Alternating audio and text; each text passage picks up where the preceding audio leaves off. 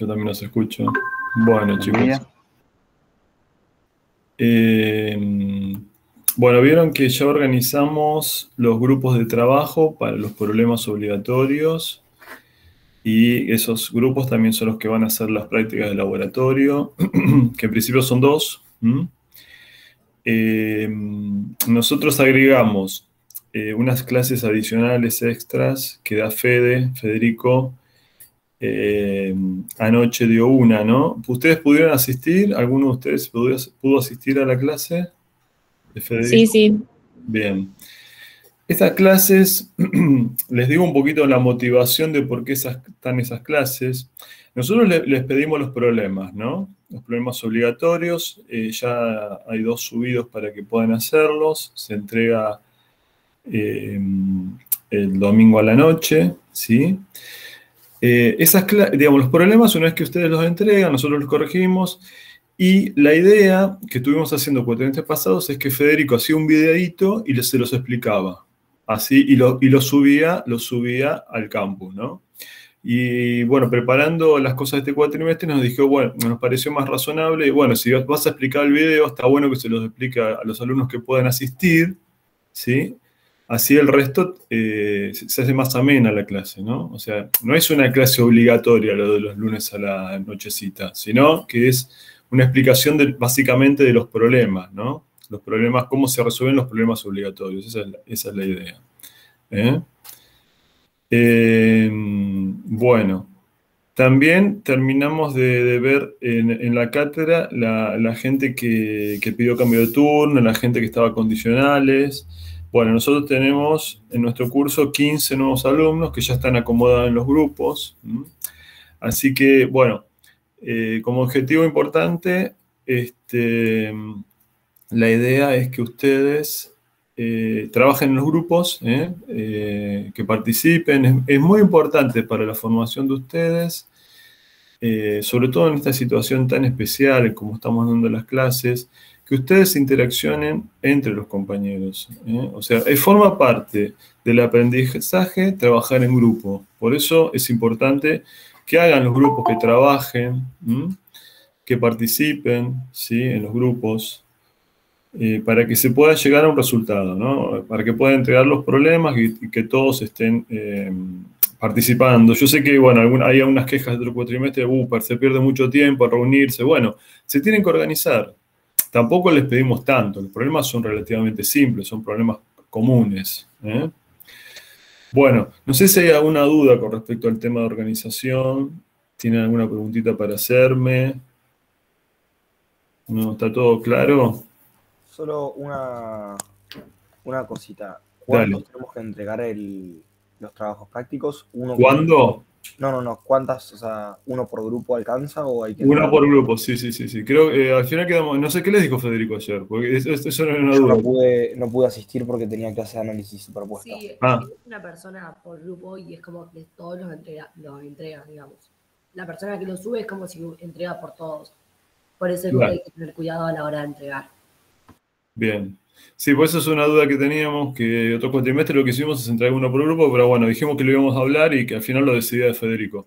Si todo el grupo entregaba el mismo problema o se hacía una entrega por grupo. Entonces quedamos que se hace una entrega por grupo, o sea, elijan alguno de ustedes, lo entregan y ya directamente el campus lo pone, ¿no? Ustedes, uno entrega y entrega en nombre del grupo. Bueno, vamos a seguir. Sí. ¿Las clases estas que de consulta aparte serían todos los lunes? No sé si todos los lunes. Van a ser los lunes que tengamos entrega de problemas. Federico en algún momento dijo, bueno, que quizás podía ser también consulta de problemas de la guía. Pero bueno, no está claro si va a ser todos los lunes. En todo caso, él después les avisa. Pero recuerden, piensen que son clases adicionales a las que estamos dando, ¿no? Clases de los problemas en principio, y puede ser que haya alguna clase adicional de consulta. Pero bueno, lo terminamos de coordinar con Federico. Eso. Y profe, le hago otra Gracias. pregunta, perdón. Sí. Última preguntita. Las autoevaluaciones que tenemos nosotros en el campus, que hay que hacer toda la semana sobre la actividad de la semana, Sí. ¿tiene alguna repercusión la nota que tengamos sobre sobre la cursada o sobre la Sí, tiene repercusión, pero está bueno que ustedes las hagan solos, ¿sí? Y a conciencia. O sea, el tema es así. Ustedes cuando terminen la cursada van a tener una nota de cursada. ¿Cómo se obtiene nota de cursada? Bueno, el 75% de esa nota tiene que ver con los parciales, ¿sí? Con los parciales. El 25% tiene que ver con las actividades extras. ¿Qué son las actividades extras? Bueno, los problemas obligatorios, las prácticas de laboratorio y las autoevaluaciones. ¿Está bien? Y también, bueno, podemos poner, hemos puesto también nota por participación en el campus, en los foros del campus. O sea, con todo eso se hace una nota y repercute en el 25%. Lo importante, chicos, es que ustedes sí o sí hagan las autoevaluaciones. Si les va bien, buenísimo. Quiere decir que están aprendiendo los temas. Si les va mal, vamos a ver cómo les va y a partir de eso vemos cómo podemos mejorar. Pero sí, la idea es que hay una especie de influencia, pero no es muy fuerte la influencia de las autoevaluaciones en la nota final, porque en realidad, fíjense que está matizada por el resto de las actividades, por los problemas obligatorios, por los trabajos de laboratorio, ¿eh? Así que no es tan importante la nota. Bueno, no sé. ¿Y con cuánto se aprueban las autoevaluaciones? Con un 5 creo que está puesto. Está. Sí, creo que es un 5. Ahora me he entrado si es un 5 o un 4. Me parece que era un 5. En los parciales se aprueba con el 50%. Con el 50% de las notas. Son ejercicios. Para aprobar tienen que sacarse un 50%. La autoevaluación no me acuerdo si era un 50 o un 40. Creo que era un 40, ahora estoy pensando. Después lo miramos bien. ¿Y las autoevaluaciones, una vez que la empezamos, tenemos un tiempo para hacerla o...? No. La idea de la autoevaluación, esto no se los dije, miren, está bueno que... por ejemplo, esta autoevaluación que vence el miércoles, creo que empezó ayer. Empezó el sábado, ¿no? A estar funcionando, abierta o el domingo. Bueno, no me acuerdo. Son 4 días antes. Si son 4 días antes, no, es el sábado que empezó. O sea, ustedes el sábado ya la podían empezar a ver. Tienen un solo intento. Entonces lo ideal, ¿saben qué es? Es que ustedes abran la autoevaluación, la miren, copien lo que tienen que hacer, lo piensan tranqui, ¿sí? Y después, a los 2 o 3 días, cuando lo tengan todo resuelto, la van completando. O sea, hay un solo intento posible. Una vez que se la llenaron, una vez que se cerró, bueno, ahí después se pone la nota cuando se cierra todo. Seguramente el miércoles a la noche o el jueves a la mañana les va a aparecer la nota de la autoevaluación. ¿Sí? Creo, no sé. ¿Alguno lo hizo la autoevaluación? La nota aparece, lo que no te aparece es la revisión. Por ejemplo, yo me equivoqué en uno y no me aparece en cuál me equivoqué y cuál fue la falla. Ok, bueno, entonces eso aparece el jueves, está bien. Aparece la nota que hicieron, pero no aparece la autocorrección. Bueno, perfecto. Bueno, ¿qué otra duda tienen? ¿Y las autoevaluaciones las van a subir, ponerle todos los fines de semana o...? Las autoevaluaciones, la corrección, decís vos.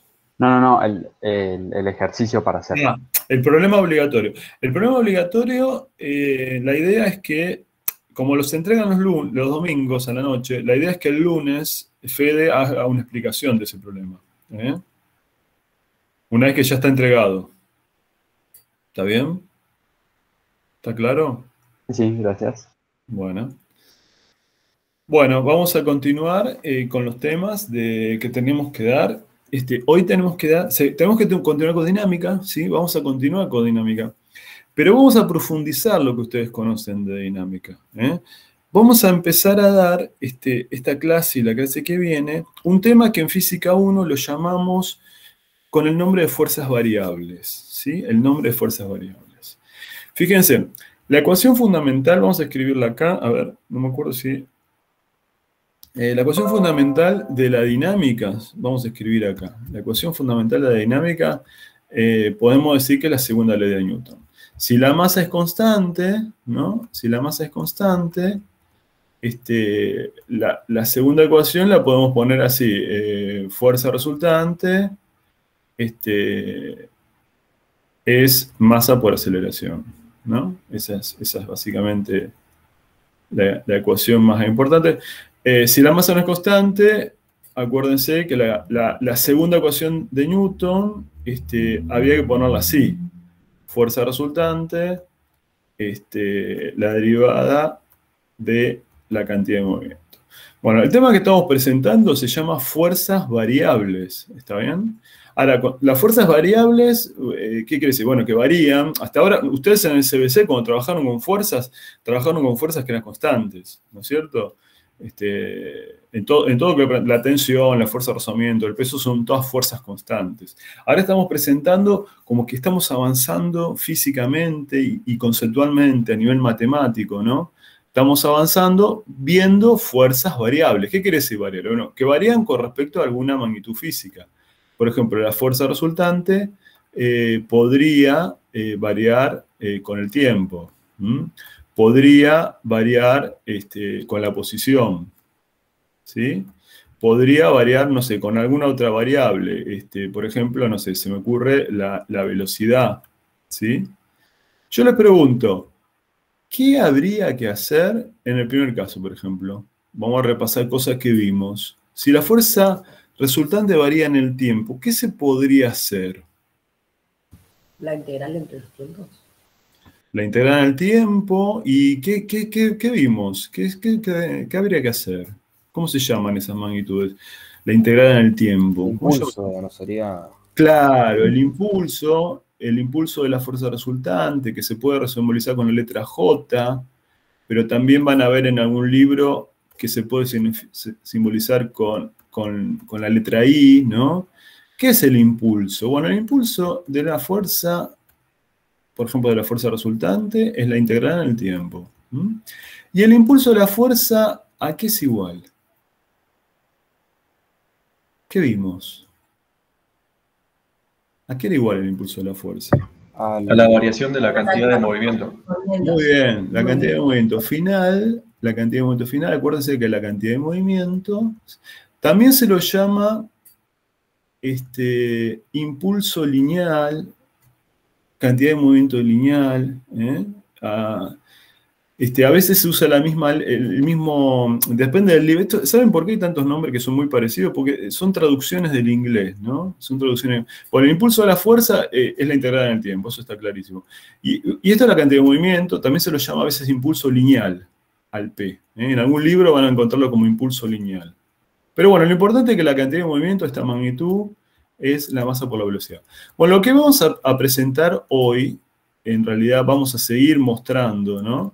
Vamos a seguir trabajando con fuerzas, fuerzas variables. Vamos a presentar dos, en realidad una ya la empezamos a presentar la vez pasada, que es la fuerza gravitatoria, y vamos a presentar otra que se llama fuerza viscosa.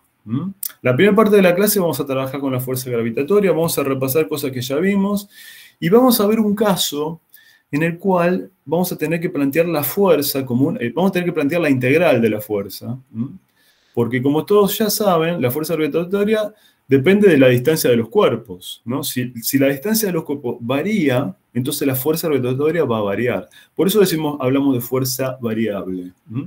Bueno, la fuerza gravitatoria, lo que vimos la vez pasada, es la ley fundamental, es la ley de gravitación universal de Newton, ¿no? Que lo que dice esta ley es que cuando yo tengo dos masas, ¿sí? Dos masas, bueno, aparece una fuerza a distancia, ¿no? Estas masas están separadas, vamos a decir, una distancia R1,2, ¿sí? Y lo que decimos es que la fuerza como vector es igual al producto de las masas dividido la distancia al cuadrado por una constante universal, ¿sí? La constante universal de gravitación que tiene este valor. Y la parte vectorial se la vamos a asignar a un versor. ¿Qué es ese versor? Bueno, es un vector de módulo 1 que apunta en la dirección de la fuerza, ¿no? Acuérdense que la fuerza va en la recta que une los centros de las masas, ¿no? Entonces, tenemos la F1,2, tenemos la F2,1. ¿Cómo son estas dos fuerzas? Bueno, por el principio de acción y reacción, estas dos fuerzas son iguales en módulo, tienen la misma dirección y tienen sentido contrario. Eso lo ponemos de esta manera. Acuérdense el tema de la notación de los subíndices. F1,2 quiere decir la fuerza sobre el cuerpo 1 debido al cuerpo 2, ¿no? Ese es F1,2. Y F2,1, ¿qué es? Es la fuerza en el cuerpo 2 debido al cuerpo 1. Por el principio de acción y reacción, por la tercera ley de Newton, esas dos fuerzas son iguales en sentido contrario. Y eso lo escribimos con esta ecuación que está recuadrada acá. ¿Está bien? ¿Qué permite explicar la ley de gravitación de Newton? Bueno, lo que vimos la vez pasada, ¿no?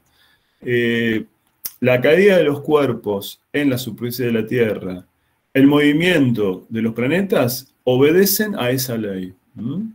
También permite explicar las tres leyes de Kepler. Las tres leyes de Kepler pueden ser explicadas con esta ley de Newton. Resuelve el problema del origen de las mareas y resuelve también este asunto de que observó Galileo Galilei, que todos los cuerpos en la superficie de la Tierra se aceleran con el mismo valor de aceleración. Esto yo creo que ya lo hablamos la vez pasada, pero ¿ustedes saben por qué la aceleración no depende de la masa? ¿Por qué no depende de la masa? Porque... Sí, dale. Que si estás planteando la ecuación de Newton, te quedaría, y si la única fuerza actuando es la fuerza gravitatoria, te quedaría fuerza gravitatoria igual a masa por aceleración, y hay masa del cuerpo en ambos lados, entonces lo puedes cancelar. Muy bien. Lo que dice el compañero lo vamos a traducir así. Voy a poner esta ecuación en forma escalar, en módulos. ¿Está bien? La fuerza gravitatoria, por un lado, es la masa por la aceleración. Es la segunda ley de Newton. Pero además, por la ley de gravitación universal, decimos que es G por la masa de la Tierra, por la masa del objeto, sobre la distancia R1,2 al cuadrado, ¿no? Esto es M por A. La masa se simplifica y vemos que la aceleración, ¿sí? La aceleración depende exclusivamente de la constante universal de la masa de la Tierra y de la distancia R1,2 al cuadrado, que bueno, si estamos en la superficie de la Tierra, eso es el radio de la Tierra al cuadrado. Y acá vemos que la aceleración es independiente de la masa.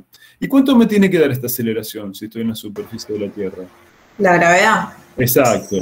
Bueno, me da la gravedad de la Tierra. Si estoy en la Luna, me da la gravedad de la Luna, ¿no? Este problema lo hicimos la otra vez. Una preguntita. ¿Sí? La demostración de que la sumatoria de fuerzas es igual a la masa por la aceleración de la segunda ley de Newton. Sí. Nosotros no la vamos a ver nunca, ¿no? La demostración como tal. En realidad es un principio, ¿está bien?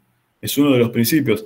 Se lo llama ley de masa habitualmente. Ustedes en el CBC lo vieron como sumatorias de fuerzas igual a masa por aceleración, ¿no? O fuerza resultante igual a masa por aceleración. Hoy sabemos, con lo que vimos la vez pasada, es que esa ley es cierta si la masa es constante.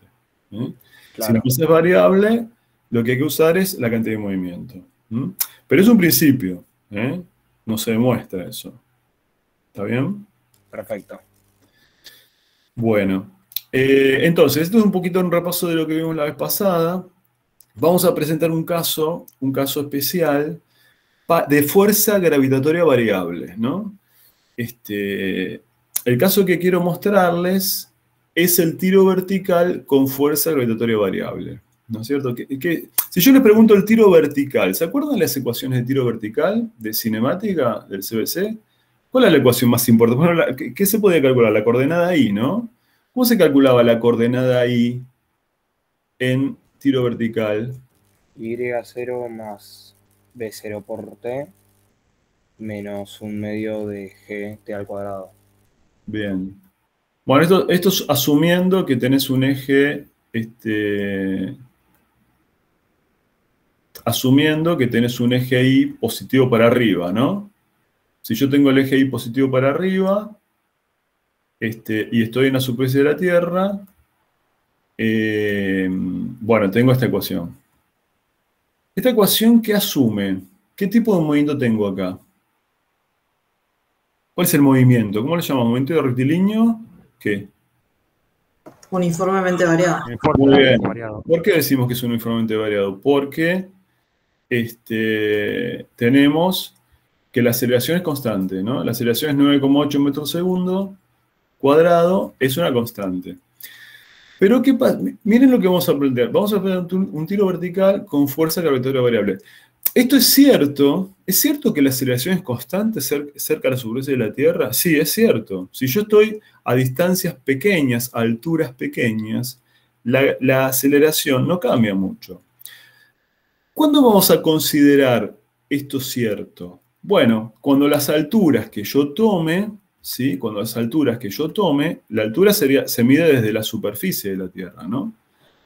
Si las alturas son chiquititas comparadas con el radio de la Tierra, voy a escribir por acá. Discúlpenme que escriba así tan en los rincones porque tengo otras cosas escritas.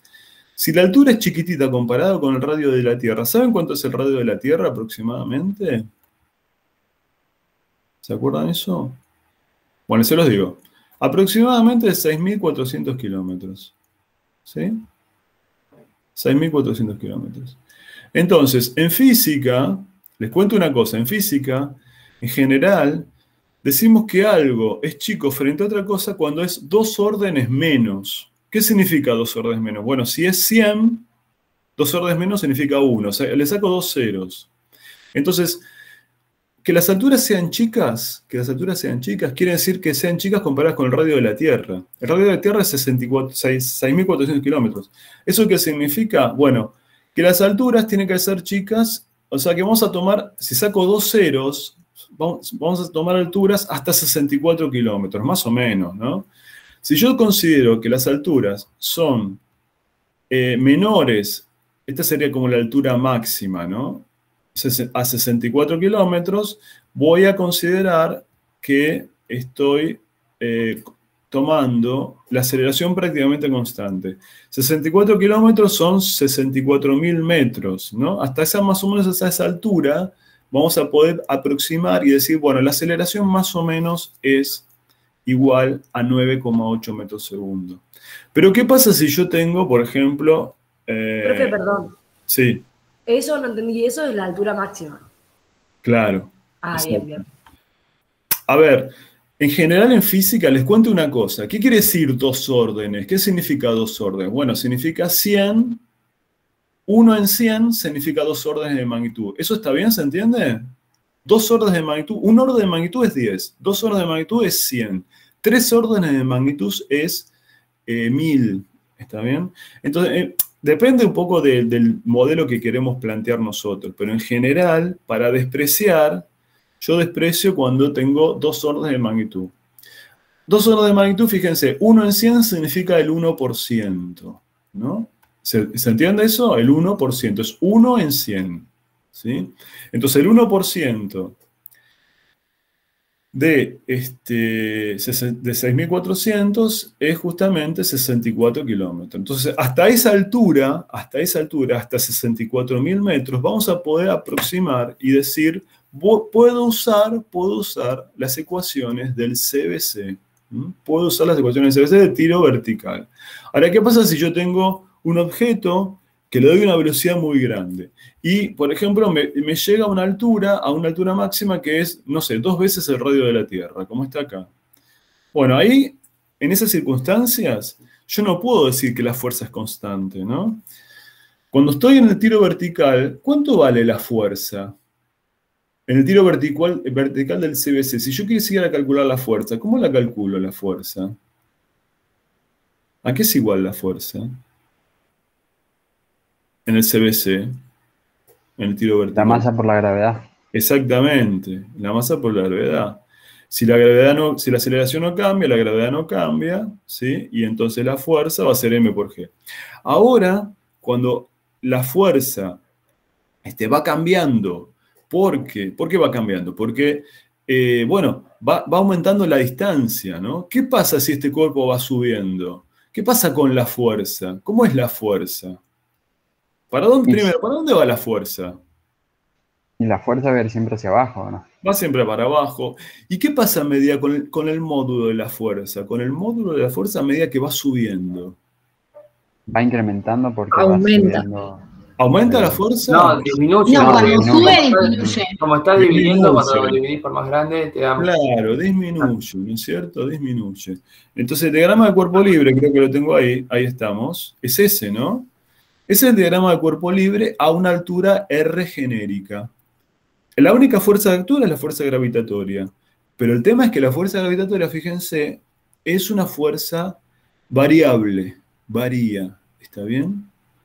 Entonces, cuando tengo una fuerza variable, ¿qué voy a tener que hacer para poder resolver mi problema? ¿Qué les parece que habrá que hacer? Ponerla en función de la altura. Profe, Ponerla en función de la altura. ¿Y qué más? ¿Qué habrá que hacer? Integrar. Integrar, muy bien, integrar. Es un poco parecido a lo que hicimos con el impulso de la fuerza. la fuerza es variable ¿por qué motivo acá? ¿Porque estamos muy alejados de la Tierra o por el hecho o por lo que había dicho antes usted del peso recién con el ejemplo que dio? Bueno, las dos cosas es lo mismo. ¿Está bien? Las dos cosas es lo mismo. ¿Por qué decimos que es lo mismo? Porque a medida que yo me voy alejando, bueno, ahora lo vamos a ver en la próxima, creo que en el próximo dibujo. Bueno, vamos a hacer. A medida que la fuerza gravitatoria, ¿de qué depende? Depende de la distancia, ¿no? Pero, por ejemplo, acá, ¿cómo la calculamos la distancia? Esta distancia de acá. ¿Cómo la calculamos? Es la distancia entre los centros, ¿no? Bueno, esto de acá es la altura, ¿no? Y esto de acá es el radio de la Tierra. Entonces, la distancia entre los centros es h más rt, ¿no? Entonces, a medida que va subiendo el cuerpo, o sea, a medida que la altura se hace más grande, la distancia entre los centros se va haciendo más grande también. Y entonces la fuerza decrece. Para resolver este problema vamos a hacer esto. O sea, voy a plantear las ecuaciones de Newton, ¿sí? La única fuerza que tenemos es la fuerza gravitatoria. Pero para plantear las ecuaciones de Newton voy a tomar un eje, ¿sí? Voy a tomar un eje que lo vamos a llamar eje R, ¿sí? Lo vamos a llamar eje R, y le voy a poner el 0 en el centro de la Tierra.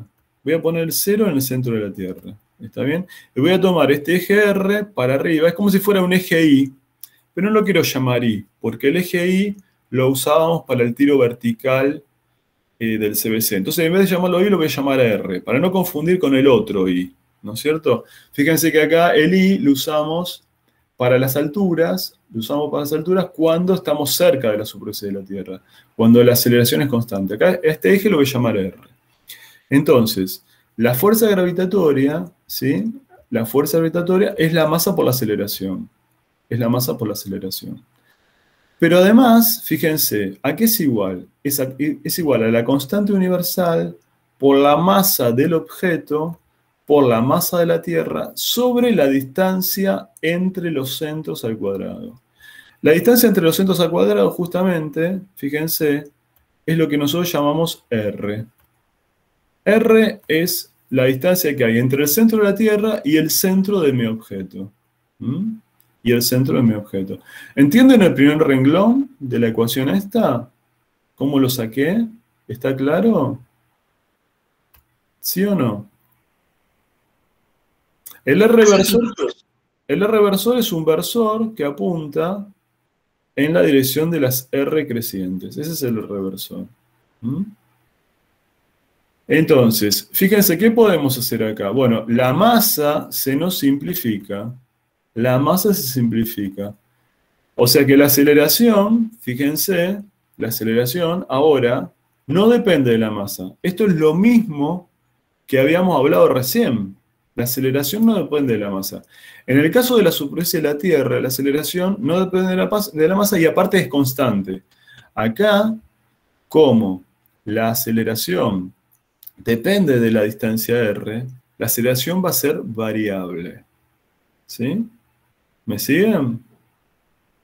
Pero además de ser variable... me perdí, profe. Dale, ¿qué duda tenés? Decime. ¿Cuándo la aceleración es constante y cuándo es variable? Tipo, cuando no depende de la masa, es constante. Claro, no. Es constante, mira, es lo que vimos antes. Cuando estás en la superficie, en la transparencia anterior, cerca de la Tierra, Es lo que hizo Galileo Galilei, cerca de la Tierra. ¿Qué significa cerca de la Tierra? Bueno, cuando las alturas son chiquitas.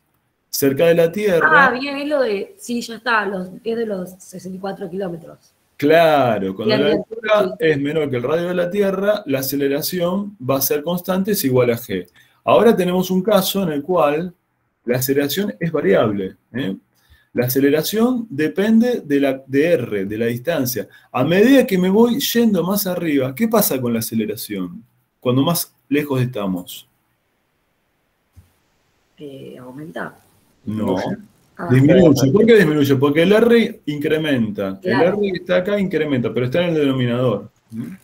claro. La aceleración, fíjense, además, la aceleración, ¿cómo la calculamos? Es la derivada de la velocidad. La aceleración es derivada de la velocidad, ¿no es cierto? Entonces, ¿qué habría que hacer acá? Y además la velocidad es la derivada de la posición. Entonces, la aceleración es la derivada segunda de la aceleración respecto al tiempo 2 veces. Alguien me está preguntando algo en el chat, a ver. Profe, a ver. Y cuando te queda igualado a la aceleración, si yo la integro, obtengo la velocidad. Claro, muy bien. Está muy bien lo que dice ahí Felipe en el chat, no sé si lo vieron. Cuando te queda igualado a la aceleración, si yo la integro, obtengo la velocidad. Claro. ¿Qué habría que hacer acá? ¿Qué les parece que habría que hacer para sacar la velocidad? ¿Qué truco hacíamos con este diferencial tiempo antes? ¿Qué hicimos? Lo pasamos multiplicando. Lo pasamos multiplicando, perfecto, ahí integramos, ¿no es cierto? Esa es la idea, esa es la idea. Pero el tema es que, fíjense, el problema es que R, no sabemos cómo varía. ¿R varía? Sí, a medida que me voy yendo más arriba varía, ¿no? Entonces no sabemos cómo varía con el tiempo, ¿no? Eso es un problema. Es un problema que vamos a resolver, ¿sí? ¿Cómo lo vamos a resolver ese problema? Ahora vamos a ver, les voy a enseñar un truco que lo vamos a usar varias veces. Quizás a ustedes les resulte medio difícil lo que voy a hacer, ¿sí? Pero es un truco que vamos a usar varias veces y lo van a usar varias veces en distintas partes de la carrera. Por eso a mí me parece importante que ustedes lo empiecen a entender este truco que vamos a hacer. La idea es integrar, pero el problema es que yo no puedo integrar en el tiempo. ¿Qué me gustaría hacer acá? ¿La fuerza de qué depende? ¿De qué variable depende? De la distancia. De la distancia. A mí, si yo quisiera integrar, ¿en qué me conviene integrar? Respecto a la distancia, ¿no? Respecto a la distancia, muy bien, respecto a la distancia. Entonces lo que voy a hacer es un truco, ahora les voy a enseñar cuál es el truco, para integrar en la distancia en vez de integrar en el tiempo. El truco, bueno, acá les digo, antes de hacer el truco les cuento. Esto que tenemos acá, esta ecuación que vamos, si quieren, la vamos a recuadrar en rojo para que ustedes lo tengan bien. A ver si me da bola esto primero. No, no me da bola. Bueno, a ver si puedo. Ahí está. La ecuación que quiero que ustedes vean es esta que le estoy señalando en rojo. ¿Está bien esta ecuación? Esta ecuación se la llama habitualmente ecuación diferencial. ¿Alguna vez vieron alguna ecuación diferencial ustedes? ¿O es la primera vez que ven una ecuación diferencial? En análisis 1 vimos. Ah, bien, ecuaciones diferenciales. Bien, bien, bien, buenísimo. Esta ecuación diferencial, fíjense lo que puse ahí. Con los cambios de variables adecuados se puede resolver. Ahora lo vamos a ver cómo hacemos. Se la llama ecuación diferencial lineal de primer orden. Es la ecuación diferencial más fácil que pueden tener ustedes. A lo largo de la carrera, ustedes, una de las cosas más importantes de matemática que van a hacer es resolver ecuaciones diferenciales. Por eso me parece que no podemos dejar de pasar la ocasión y empezar a que ustedes entiendan el tema de ecuaciones diferenciales. ¿Cómo se resuelve? Primero, esta ecuación diferencial es la más fácil. Ecuación diferencial lineal de primer orden. ¿Qué quiere decir de primer orden? Bueno, que está la incógnita y su derivada. Eso significa de primer orden. Y lineal significa porque, digamos, la derivada no está elevada al cuadrado. Dice la derivada de la velocidad respecto al tiempo. No está al cuadrado. Si estuviera al cuadrado, la derivada del cuadrado, bueno, no sería de primer orden. ¿Sí? perdón, no sería lineal. Primer orden es porque es la derivada primera. Profe, ¿se resuelve con sustitución? Vamos a ver el truco que les voy a enseñar el siguiente truco. A ver, vamos acá. Vamos a hacer este truco, miren. Esta es la ecuación que yo tenía en rojo, ¿no? Es esta ecuación.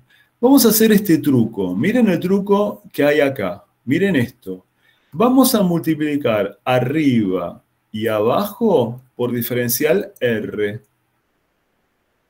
Si yo tengo una cosa, si yo tengo la derivada de b respecto al tiempo, si yo multiplico por un número arriba y abajo, por ejemplo, si yo multiplico, no sé, por f, abajo y arriba, la igualdad es la misma, ¿no?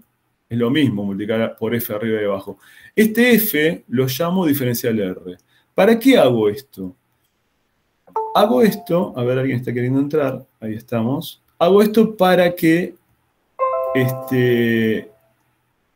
la derivada de R respecto al tiempo, ¿qué es? La derivada de R respecto al tiempo. La velocidad. La velocidad. Lo voy a remarcar esto. Lo voy a remarcar. La derivada de R respecto al tiempo es la velocidad. Lo estoy poniendo acá.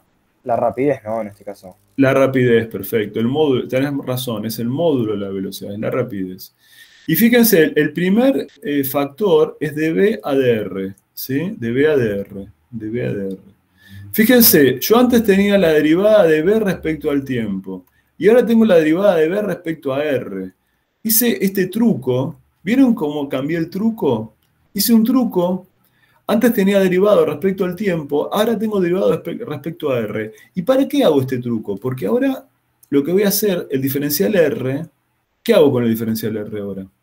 Lo paso multiplicando. Lo paso multiplicando e integro la fuerza en R. ¿Lo entendieron este truco? Es muy importante que lo entiendan. Yo sé que a una mayoría les va a costar. Pero esto es una cosa, es muy importante que lo entiendan para que entiendan la matemática. Ustedes en varias ramas de la ingeniería van a tener que resolver ecuaciones diferenciales. Y esto que estamos haciendo es una primera resolución. Entonces ahora vamos a pasar de miembro el diferencial R. Fíjense, lo pasé de miembro. Y esto ya lo sé integrar, ¿no? Ya sé integrar ahora. Ahora vemos cómo se hace la integral. ¿Y acá qué me quedó? Acá me quedó B diferencial B.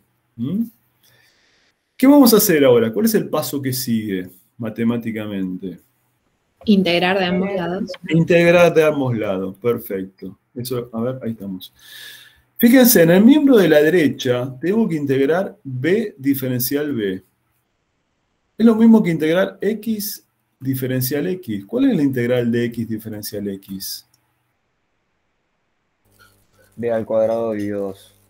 Claro, la integral de X diferencial X es X cuadrado sobre 2. Entonces, la integral de B diferencial B, fíjense, es B cuadrado sobre 2. Entonces, esto lo voy a poner acá. B cuadrado sobre 2 lo voy a evaluar en los límites. Lo voy a evaluar entre una velocidad inicial y una velocidad final, que le voy a poner B de t, la velocidad final. No le pongo BF, le pongo B de t. ¿Sí? Y entonces, ¿qué me queda? Me queda un medio de la velocidad final B de t al cuadrado menos un medio de la velocidad inicial al cuadrado. ¿Entienden el miembro de la derecha cómo quedó? Es una integral fácil, ¿no es cierto? Sí. ¿Y cómo es el miembro de la izquierda? A ver, vamos a ver. Tengo que integrar, esto es una constante.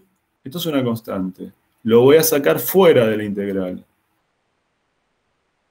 Y me queda, ¿cómo es la integral? A ver, de diferencial X sobre X cuadrado. ¿Cómo lo puedo pensar esto? Bueno, esto lo puedo pensar como X a la menos 2 diferencial X, ¿no?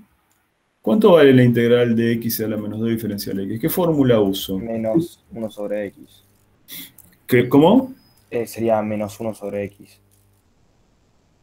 Claro, porque la integral que voy a usar, la voy a escribir por acá. La integral, ¿se acuerdan de esta integral? La integral de X a la N. ¿Cuánto era de análisis 1? ¿Se acuerdan de esto cómo era? X a la N más 1 sobre N más 1. X a la N más 1. Te escuché muy bajito. Sobre N más 1, ¿no? Sobre N más 1. Bien. Acá el n, fíjense, es menos 2. Es menos 2. Entonces, la integral que me queda es x a la menos 1 sobre menos 1. ¿Mm? Bueno, en realidad es x a la... en realidad no es x la variable, sino es r. Así que es 1 sobre r evaluado en los límites. Los límites, fíjense cómo lo puse. Puse el r inicial, le puse velocidad inicial. Al r final, r de t, le puse una velocidad final. ¿Mm? Entonces, cuando ustedes evalúen el miembro de la izquierda, me queda la constante dividido el r final menos la constante dividido el r inicial. ¿Sí? ¿Entienden esto? ¿Se entiende cómo hice esta integral? ¿Y el menos que había en la integral? Claro, el menos que había en la integral se va con el menos que tenemos aquí. Fíjate, tenés dos menos. Este menos y este menos. Ah, queda dividido por otro menos. Sí, sí, ahí entendí. ¿Entendés? Sí, se van gracias. los dos menos. Se van los dos menos. ¿Mm? Y nosotros ¿Entendieron todos- esta cuenta? ¿Entendieron esta cuenta que Sí. hice? Sí, está Bueno, claro. entonces, si la entendieron, me alegra muchísimo, porque hemos aprendido a resolver una ecuación diferencial. Hemos aprendido a resolver una ecuación diferencial. La ecuación diferencial es más fácil, pero no es simple resolver esto. No es simple. A ver, no me acuerdo qué escribí acá. ¿Puedo hacer una pregunta? Sí. ¿Cómo haces para saber que tenés que agregar ese diferencial de R y no cualquier otra variable? O sea, ¿cómo se te ocurrió eso? Bueno, porque la fuerza depende de R. ¿Sí? La fuerza depende de R. Fíjate, a ver, quizás lo que te confunde a vos, que no sé si estás acostumbrado, es que estamos usando como eje, en vez de usar el eje Y, lo llamé R al eje. ¿Está bien? Lo llamé R, en vez de llamarlo eje Y. Yo podría haber resuelto todo esto llamándolo eje Y también. En general, las coordenadas que usamos nosotros son las coordenadas cartesianas, ¿no? Las coordenadas cartesianas son, bueno, X, Y y Z, ¿no? Y, bueno, el eje X es la horizontal, el eje Y es el vertical, o a veces el eje Z es el vertical, bueno, depende. Acá lo llamé R. R, ¿qué me dice? Es la coordenada vertical. Es la coordenada vertical. La coordenada que me dice a qué altura. En realidad no es exactamente la altura. ¿Por qué digo que R no es la altura? Porque no estaríamos teniendo en cuenta el radio de la Tierra. Exactamente. Está muy bien lo que decís. R, fíjense, es la altura más el radio de la Tierra. Eso es R. El R se mide desde el centro de la Tierra. Desde el centro de la Tierra. ¿Está bien? También lo podés ver como que está derivando una función compuesta, ¿no? Sí, exactamente. Exactamente.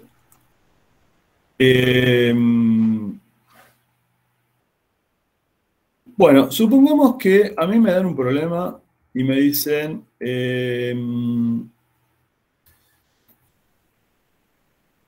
dijimos que 64.000 sería el límite, ¿no? Bueno, supongamos que me dicen, ¿cuál es la velocidad inicial que tiene que tener un objeto? ¿Cuál es la velocidad inicial que tiene que tener un objeto para que llegue a una altura de, vamos a ponerle, no sé, 200 kilómetros? ¿Cuál es la velocidad inicial de un objeto? Esta es la pregunta que les voy a plantear ahora. ¿Qué velocidad tiene que tener un objeto en la superficie de la Tierra? ¿Qué velocidad tiene que tener un objeto en la superficie de la Tierra para que llegue a una altura de 200 kilómetros? ¿Qué puedo hacer para resolver ese problema? Tenemos... bueno, la velocidad final sabemos que va a ser 0 porque va a ser el punto máximo el que queremos. Exactamente, muy bien. Después ¿Cómo es tu nombre? ¿Es John? John. John, porque Sin se dice John. No, es rarísimo mi nombre. Mis viejos mucho no me quisieron. Pero... No, bueno, te vieron una versión inglesa. Está bien. John, bueno, perfecto, John. Está muy bien lo que decís. Está muy bien. Fíjense, a medida que el cuerpo se va elevando, ¿qué está pasando con la velocidad? Disminuye. Disminuye. En la altura máxima, ¿qué pasa con la velocidad? Se hace cero. Se hace cero, muy bien. Entonces, está perfecto lo que dice John. La velocidad final, BDT, va a ser cero. BDT va a ser cero. Entonces, vamos a sacar este número. Este número se cancela. No, profe, perdón, ¿cómo sé en este caso que 200 kilómetros es la altura máxima? Porque yo te digo cuál es la velocidad inicial para que llegue a esa altura. La altura, si querés, está muy bien lo que me decís. Vanina sos, ¿no? ¿Me habló? Sí. Está bien.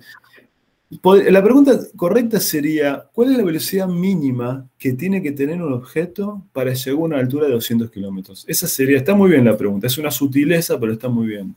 Entonces, la velocidad mínima que tiene que tener para que llegue a una altura de 200 kilómetros, ahí voy a suponer que la velocidad final es cero.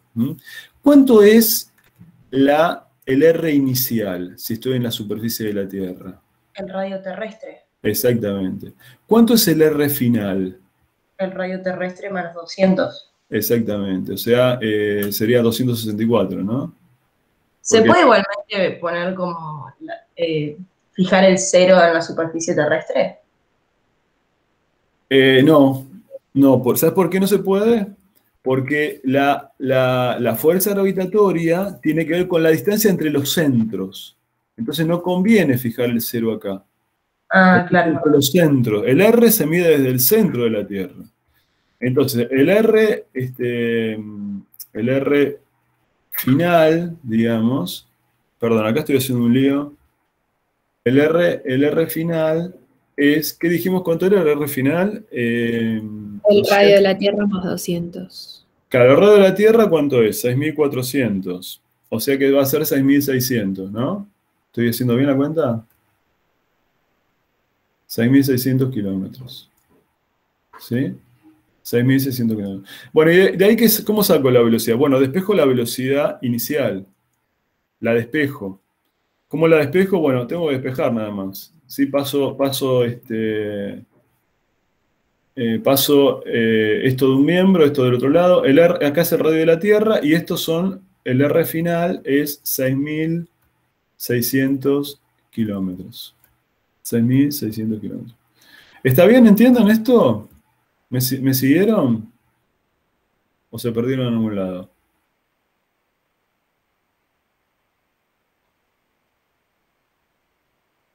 ¿Me siguieron, chicos? Sí, perfecto. Buenísimo. Bueno, les quiero decir... Sí. Perdón, el B0 no depende de R, ¿no? O sea, ¿lo podemos anotar como B0 igual, directo, o hay que anotarlo? Sí, bueno, el B0 depende de la posición final. Esto es lo que quise decir. Okay. O sea, acá el R es 6.600. Perfecto. Sí, depende. Ahora, esta fórmula que yo te estoy dando acá te sirve para calcular la velocidad inicial para cualquier distancia final. Solamente decirles una cosa más. Vamos a trabajar con la última ecuación. Fíjense, voy a pasar el término que está restando, sumando acá, voy a hacer esto. Ahora les digo que estoy escribiendo acá.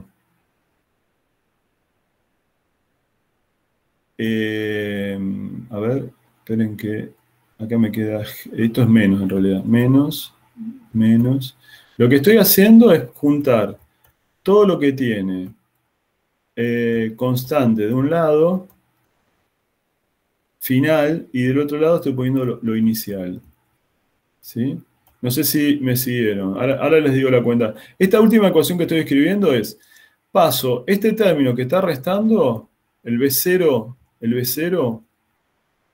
cuadrado negativo, lo voy a pasar al miembro de la izquierda. Lo voy a pasar acá. Y este que tiene el R final, lo voy a pasar al miembro de la derecha. Si hago eso, fíjense, me queda una constante que depende de la posición inicial, ¿sí? Y de la velocidad inicial. Esperen que perdí el cursor. Uy, qué macana. Se me perdió el cursor. A ver, haciendo por acá.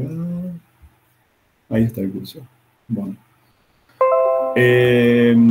O sea, lo que les quiero decir es que esto depende de la posición inicial y de la velocidad inicial. Y esto depende de la posición final y de la velocidad final.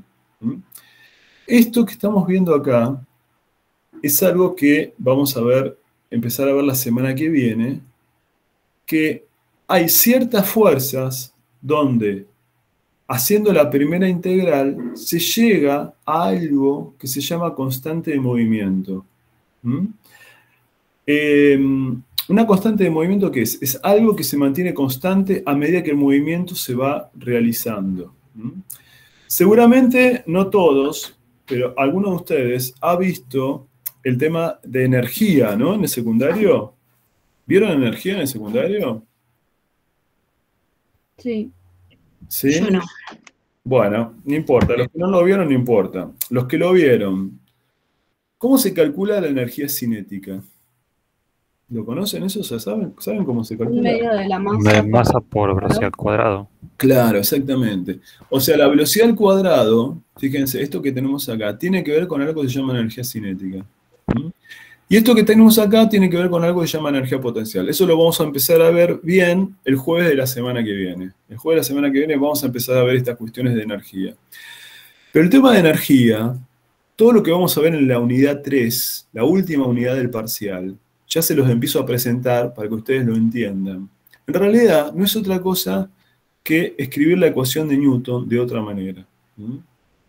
O sea, lo que quiero que vean en esta última ecuación que estoy escribiendo acá abajo a la izquierda, es que si yo hago una integral de la fuerza gravitatoria, saco una constante, algo, fíjense, esto que tengo acá, es igual en la situación final y es igual en la situación inicial, ¿no? Tanto en la situación inicial como en la situación final vale lo mismo. ¿Eso qué significa? Que eso es una constante que no cambia en el tiempo, Bueno, eso es una cosa que quería solo contarles porque así vamos presentando algunas ideas vinculadas con la unidad 3. Profe, yo tengo una pequeña duda. ¿Por Sí. qué usamos, al menos en este caso, podemos intercambiar R en función de T con RF y velocidad en función de T con BF? Intercambiar no estoy intercambiando. Lo que estoy haciendo es, ¿vos decís la integral? ¿Me estás diciendo? ¿Me estás hablando de No, integral? claro, que cuando resolvimos la ecuación diferencial nos quedaban como, entre comillas, variables, R en función de T, R0, B en función de T y B0. Sí. Pero en la última ecuación que quedó escrita ahí, nos queda R0, B0, RF y RF. Está bien, te entendí. Yo lo que... Está bien, está perfecto. Esto en realidad, siguiendo para ser yo soy a veces medio desprolijo con la notación. Para ser estricto yo tendría que haber puesto B de T acá, y para hacer estricto tengo que poner R de T acá. Está bien lo que dijiste. Pero R de T es la posición final, por eso lo llamé RF. Y B de T es la velocidad final. ¿Está bien? Ok, ¿Sí? entonces lo único que haces es despejar el tiempo. Claro, sí, Ok, sí. perfecto. Bueno.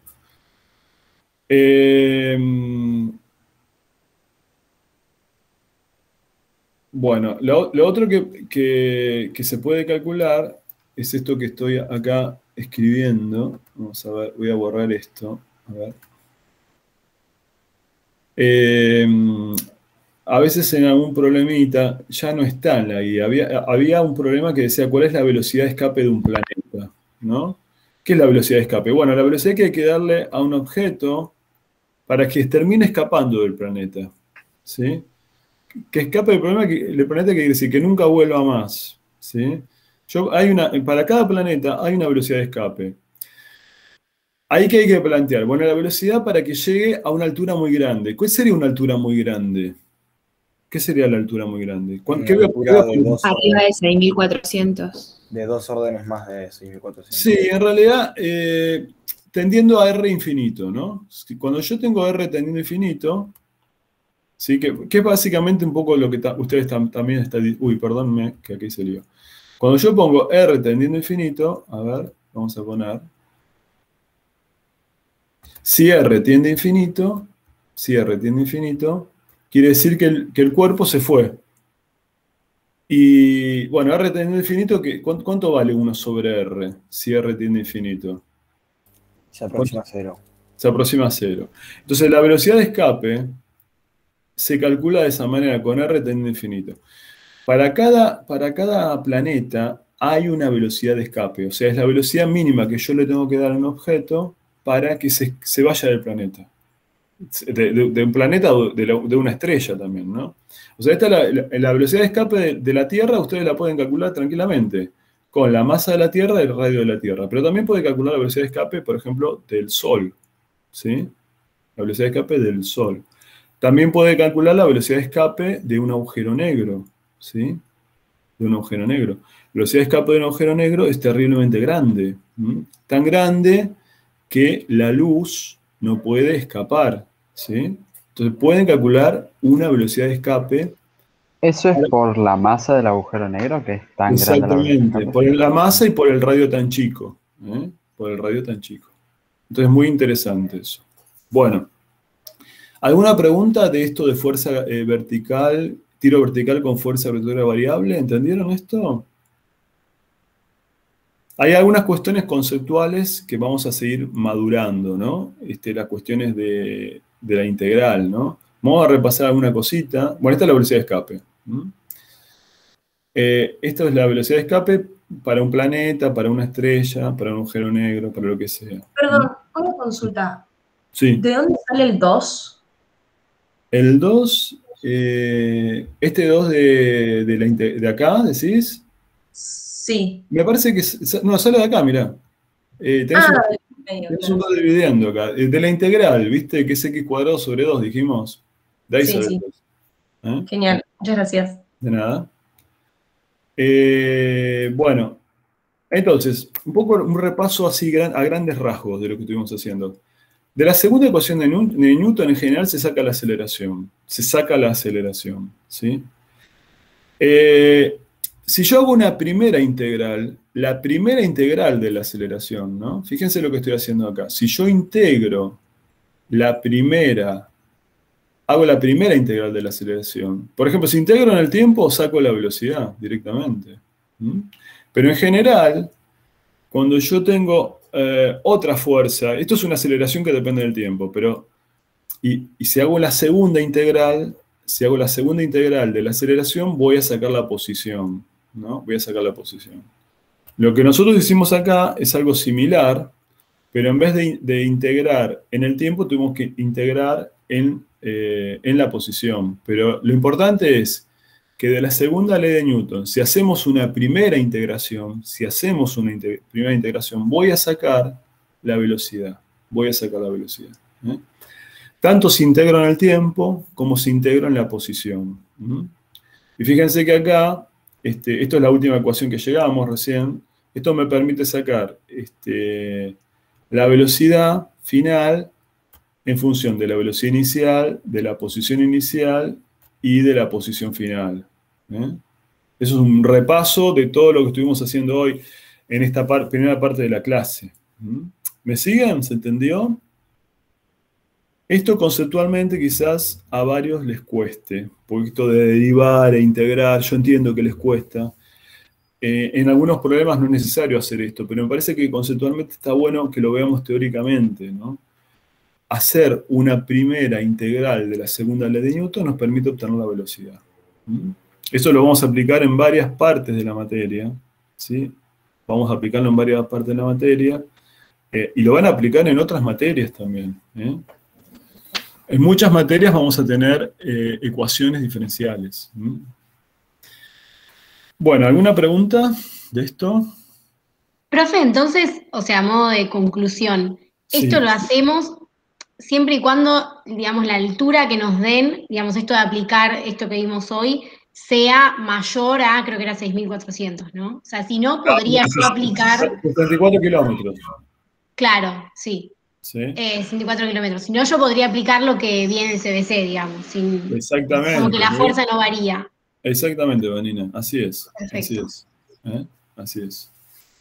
Bueno, vamos a presentar ahora la segunda fuerza. la fuerza que llamamos acá en Física 1 la llamamos fuerza viscosa. Ustedes en el CBC me parece que no vieron nada de fuerza viscosa, ¿no? ¿O sí vieron algo? Yo no. No. Bueno, vamos a presentar. Esta es otra fuerza variable. Vimos una fuerza, la fuerza gravitatoria, que dependía de la posición. Ahora vamos a ver esta fuerza que nosotros en Física 1 la llamamos fuerza viscosa, que aparece en muchas situaciones físicas, donde tenemos un cuerpo moviéndose en un fluido. Siempre que tengamos un cuerpo moviéndose en un fluido, ¿qué es un fluido para física? Bueno, un fluido puede ser un gas, o puede ser un líquido. Eso es un fluido. Entonces, el ejemplo más típico que vamos a resolver es por ejemplo, un paracaidista, ¿no? Vamos a leer el enunciado ese. Fíjense, un paracaidista de masa 70 kilos se tira y luego de 10 segundos se abre su paracaídas. Bueno, ahora leemos el resto, ¿no? Fíjense, en los primeros 10 segundos, el paracaidista está cayendo en el aire, ¿no? Todavía no tiene el paracaidista abierto su paracaídas. ¿Con qué aceleración cae aproximadamente? La gravedad. La gravedad, perfecto. La aceleración de la gravedad. ¿Y la aceleración de la gravedad qué sería? Una caída libre, ¿no es cierto? ¿Qué pasa con la velocidad del paracaidista? G por tiempo. Claro, se va incrementando. Va a ir aumentando, claro. Claro. En un determinado instante, el tipo abre su paracaídas. Abre su paracaídas. Y entonces, fíjense, acá dice el diagrama del cuerpo libre. Tenemos la fuerza-peso. Como está cerca de la superficie de la Tierra, por el paracaidista no se tira lejos. Se tira, no sé qué distancia, pero 10.000 metros es una locura, ¿no? 10 kilómetros es una locura, ¿no? ¿Vieron? ¿Saben a la altura en los que van los aviones? Los aviones, por ejemplo, que va a Europa o que va a Estados Unidos. ¿A qué altura va? ¿Saben eso? 11.000. Sí, 11.000 metros, 11.000 metros, 10.000 metros, ¿no? 10 kilómetros, ¿no? De acuerdo a lo que vimos recién, si vas a altura, ¿cuánto es la aceleración de si dejo caer un cuerpo? Igual que la gravedad. 9,8, es constante. Claro, puedo aproximarlo, a pesar de estar tan alto, ¿no? 10.000 metros parece muchísimo. Son 10 kilómetros. 10 kilómetros es mucho menor que 64 kilómetros que dijimos que era el límite. Entonces, la aceleración, puedo decir que es la aceleración de la gravedad. Bueno, un paracaidista no se tira tan lejos, no se tira a 10.000 metros, se tira más cerca. Entonces, la fuerza-peso, ¿cómo la voy a calcular? M por G. M por G, claro. Porque las alturas son menores que el radio de la Tierra. Bueno, entonces la fuerza peso acá es constante, no es variable, es constante. Es la constante que ustedes vieron en el CBC. Lo que vamos a tener variable es la fuerza de frenado. ¿El paracaídas qué hace? Hace que el paracaidista vaya frenando. Lo interesante de las fuerzas viscosas es que cuando más grande sea la velocidad del cuerpo, mayor es la fuerza de frenado. La fuerza viscosa, en general, se determina, en módulo por lo menos, como una constante que le podemos poner B, dividido por la velocidad. Sí. ¿No tiene que ver con el empuje que genera el fluido sobre no tiene que ver con el empuje. Claro, ustedes vieron hidroestática. Claro. Claro, no tiene que ver con el empuje. Además, podés tener el empuje. ¿Sí? Pero no tiene que ver con el empuje. Profe, Sí. ¿Esto que estás hablando ya es meterse en masa inercial y masa gravitatoria?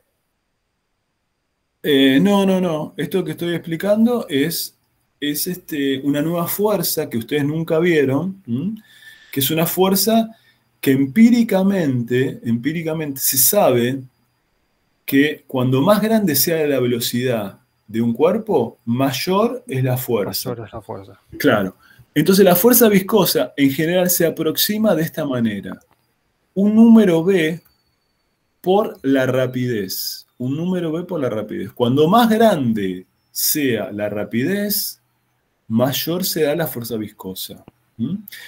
Ese número B, que se lo llama constante de proporcionalidad viscosa, ¿depende de qué? Bueno, depende del cuerpo, depende del fluido, ¿está bien? Básicamente depende de esas dos cosas, ¿no? Depende del tamaño del paracaídas, por ejemplo. Depende del tamaño del paracaídas. Si yo tengo un paracaídas de área chiquita, la fuerza viscosa es menor. Entonces la constante B es más chica. En este problema, a mí me dan, fíjense el enunciado acá. Me dicen, la constante viscosa B vale 140 kilos por segundo. Vamos a ver las unidades para que ustedes vean. ¿Cuál debería ser la unidad de la constante B? Fíjense, cuando yo pongo estos corchetes, me refiero a unidades. ¿En qué debería medirse la constante B? ¿La fuerza en qué se mide? En Newton. En Newton. ¿La velocidad en qué se mide? Metros sobre segundo. Bueno. Entonces, ¿y el Newton qué es? El Newton es kilogramo, ¿sí? Metro, segundo cuadrado, ¿no? Dividido metro segundo. Bueno, hay cosas que se simplifican acá. Se simplifica el metro con el metro, el cuadrado con el segundo. Entonces la unidad, en el sistema internacional, la constante B se mide en kilos sobre segundo. Entonces, ¿de qué depende la constante B? Bueno, depende del cuerpo. Por ejemplo, depende de la superficie del cuerpo, si estoy frenando en aire, por ejemplo. Pero depende también del fluido. Por ejemplo, si yo tengo aire, tengo una constante. ¿Qué les parece que pasará con el agua? ¿Cómo será la constante B? ¿Cómo les parece que es la constante de frenado? ¿Cómo será la fuerza viscosa en el agua? Mucho mayor. Mayor, claro, exactamente. La constante B, aparte de depender del cuerpo, depende del fluido. Entonces la constante B en el agua es mucho más grande. Entonces, tenemos... Porque el fluido tiene una mayor resistencia, digamos. Exactamente, porque el fluido tiene una mayor... El agua tiene mayor resistencia que el aire. Por ejemplo, eso te das cuenta fácilmente. Por ejemplo, cuando uno se tira... Supongamos que vieron los nadadores o en los Juegos Olímpicos, la gente que hace saltos ornamentales. Cuando el hombre cae, ¿no? Se frena muy rápidamente en el agua, ¿no? Y en el aire prácticamente la constante es nula. Profe, sí. ¿Puede ser que la fricción dinámica de un fluido, por ejemplo, en el aire, justamente dependa de la velocidad y punto, y en el agua dependa de la velocidad al cuadrado? Hay distintos modelos, y eso puede ser. Nosotros... Eso es cierto. Esto es una ley empírica. Nosotros lo que vamos a hacer es tomarla de esta manera. La fuerza viscosa es B por B, o sea, la constante B por la rapidez. Pero hay modelos mucho más sofisticados y puede pasar que en un líquido sea proporcional a la velocidad al cuadrado. Eso es cierto. Pero en primera aproximación vamos a tomarlo de esta manera. Vamos a hacer esto. Entonces, en el diagrama de cuerpo libre, ¿cuáles son las fuerzas que actúan? Bueno, una vez que el paracaídas se abrió, es la fuerza peso y la fuerza viscosa. Entonces, yo escribo la fuerza en el eje, voy a plantear la segunda ecuación de Newton, ¿no? Tengo, en el eje Y tengo el peso, perdónenme que acá perdí el cursor, no sé dónde tengo el cursor de nuevo. Está por acá, ahí está, ahí aparece el cursor. Bueno, voy a plantear un eje Y, por ejemplo, positivo para abajo. Voy a plantear un eje Y positivo para abajo. Así, perdón, acá está el 0, vamos a poner el 0 de Y, positivo para abajo. Así la fuerza peso la planteo positiva, ¿no? Y la fuerza viscosa, fíjense, la voy a plantear como menos B por la velocidad, o sea que la planteo de esta manera. Tengo el peso, la fuerza viscosa, que es una fuerza variable. ¿Ven? ¿Por qué decimos que es variable? Porque depende de la velocidad. ¿Y eso a qué es igual? Es igual a la masa por la aceleración. Pero la aceleración es... la aceleración es la derivada de la velocidad. ¿Sí? Entonces acá tenemos... Sí.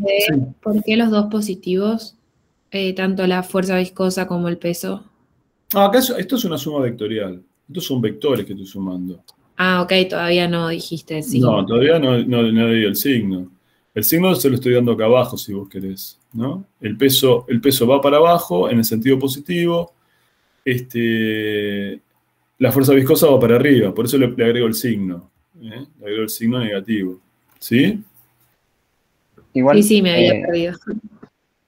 Perdón, pero esas ecuaciones no corresponden a una vez transcurridos 10 segundos del salto del paracaidista. Esta ecuación es después para tiempos mayores a 10 segundos. Bien. ¿Sí? Si para tiempo menor a 10 segundos, ¿cómo sería la ecuación para tiempo menor a 10 segundos? Bueno, la única fuerza que actúa es el peso, digo m por g, es igual a la masa por la aceleración.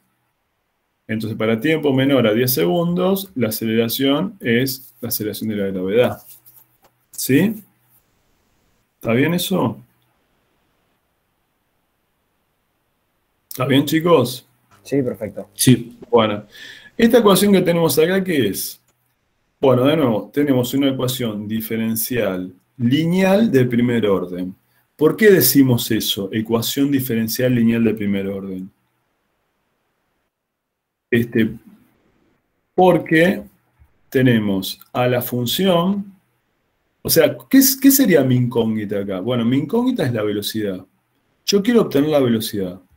Eso es lo que quiero, o la rapidez. Quiero obtener la rapidez. Y la rapidez la tengo acá y la tengo acá, donde está la derivada. Entonces, siempre que ustedes tengan una incógnita, una función incógnita, ¿no? B es una función, porque B varía en el tiempo. Yo tengo a la función y tengo a la derivada. Eso es una ecuación diferencial. Entonces, el objetivo ¿qué es? Bueno, hacer la primera integral. Cuando yo hago la primera integral de la segunda ley de Newton, voy a sacar la velocidad. Eso es lo que vimos hasta ahora en la clase pasada, en esta clase. La primera integral de la segunda ley de Newton nos permite sacar la velocidad. Con el impulso de la fuerza, nos sacamos la cantidad de movimiento, que es la velocidad. O integrando la fuerza gravitatoria, sacamos la velocidad. Entonces, ¿cómo se resuelve esta ecuación? Bueno, esta es otra ecuación diferencial que hoy también les voy a enseñar a resolver. Esta ecuación diferencial es distinta a la que teníamos antes, ¿no? ¿Por qué decimos que es distinta? Porque en la anterior, fíjense, la fuerza variable dependía de la posición. Acá tenemos una fuerza variable que depende de la velocidad. Entonces la resolución es distinta. ¿Me siguen hasta acá? Pero la idea es hacer una primera integral para sacar la velocidad. ¿Alguna pregunta hasta acá? Una preguntita. Nosotros queremos la velocidad. Todo esto lo hacemos por el punto B, ¿no? Porque la velocidad de la A lo podemos calcular. Sí. Ok. No, ¿la velocidad límite decís vos? Sí, la velocidad límite la podemos calcular a los 10 segundos. No. La velocidad límite no la calculás. La velocidad límite... Ahora vamos a hablar de velocidad límite. Todavía no hablé nada de eso. ¿Qué es la velocidad límite? La velocidad límite es aquella... Si me quieren, hacemos un paréntesis, explico lo de la velocidad límite. La velocidad límite, fíjense, la velocidad límite es aquella en la cual la fuerza viscosa se compensa con el peso. Cuando la fuerza viscosa y el peso son iguales, ¿cuánto vale la aceleración si fueran iguales el peso y la... Cero. ¿Y entonces la velocidad qué pasa ahí? Si la aceleración es cero. Es constante. Entonces la velocidad límite es algo que se alcanza cuando esas dos cosas se compensan. Cuando el peso y la fuerza viscosa se compensan. En general, ¿qué ocurre? Bueno, en general lo que ocurre es que por ejemplo, en este problema, nosotros tenemos que el tipo se tira, está acelerado, tiene mucha velocidad. Entonces la fuerza viscosa se hace muy grande. Inicialmente la fuerza viscosa es muy grande. Y entonces, ¿qué ocurre? Bueno, se frena rápidamente, pero a medida que empieza a frenar, ¿qué pasa con la fuerza viscosa? Si va frenando. Disminuye, se hace cada vez más chica. Llega un punto en el cual la fuerza viscosa y el peso se compensan. Entonces, cuando esas dos cosas se compensan, ahí la aceleración se hace cero y la velocidad la llamamos velocidad límite. Entonces, esa cuenta se puede hacer, la velocidad límite. ¿Qué les dije que es la velocidad límite? Cuando el peso se compensa con la fuerza viscosa. Profe, una pregunta. Sí. ¿Esto pasaría en un instante nomás, o no? Ahora te digo, mira. La fuerza viscosa es B por B. Y el peso es M por G. La velocidad límite, que la vamos a llamar BL, se determina... Ahora te contesto lo que vos me preguntaste, ¿eh? Se determina así. M por G sobre la constante B. Despejamos este B, ¿no? Esta es la velocidad límite. La velocidad límite es el peso sobre la constante de proporcionalidad de fuerza viscosa. Esa es la velocidad límite. Un poco respondiendo a lo que me dijo el compañero, preguntó el compañero, esto se alcanza en un instante. En realidad, esto se alcanza en el instante final y se mantiene. Cuando la fuerza viscosa es igual al peso, la aceleración es cero. ¿Está bien? Profe. Sí. Entonces, la velocidad límite es cuando el peso compensa a la B de proporcionalidad, ¿o con qué lo había dicho? No, se compensa con la fuerza viscosa. Entonces, fíjense, cuando estas dos cosas, cuando la fuerza viscosa es igual al peso, de acá yo puedo sacar cuánto tiene que ser el valor de fuerza viscosa para que se compense con el peso. Una vez que se alcanzó la velocidad límite, esa velocidad se mantiene constante en el tiempo. Entonces, en un paracaidista, ¿qué es lo que ocurre? Ahora vamos a terminar resolviendo el problema. Ahora lo vamos a resolver, pero lo que les digo es que lo que termina pasando es que el paracaidista se tira sin paracaídas primero. El paracaídas está cerrado. Se acelera. Después de 10 segundos, a ver, les hago una pregunta. Después de 10 segundos, ¿qué velocidad adquirió? Supongan que G es 10 también. 100 metros sobre segundo. Claro. La velocidad que adquiere cuando el paracaídas está cerrado es 10 metros segundo cuadrado por tiempo. Si el tiempo es 10 segundos, me da 100. Me da que la velocidad a los 10 segundos es 100 metros por segundo. Esa velocidad es terriblemente alta. 100 metros por segundo es... ¿cuánto es? Son, creo que 360 kilómetros por hora, ¿no? Si no me equivoco. Sí, es 300, es una velocidad altísima. Entonces la fuerza viscosa es terriblemente grande. Y entonces se va a empezar a frenar. ¿Sí? A medida que se frena, la velocidad disminuye. Sigue frenando, hasta que de golpe se compensan la fuerza viscosa y el peso. Y entonces la velocidad se mantiene constante. Esa es la velocidad límite. ¿Lo entendieron? También tenía el nombre de velocidad terminal, ¿no? ¿Puede ser? Exactamente, velocidad límite o velocidad terminal. Sí. En todos los casos va a pasar algo similar a esto. Cuando tenemos estas fuerzas... ¿Puedes volver a explicarlo? Sí, claro, por supuesto. A medida que el hombre va cayendo, cuando el paracaídas está cerrado, la aceleración hace que la velocidad se incremente lineal.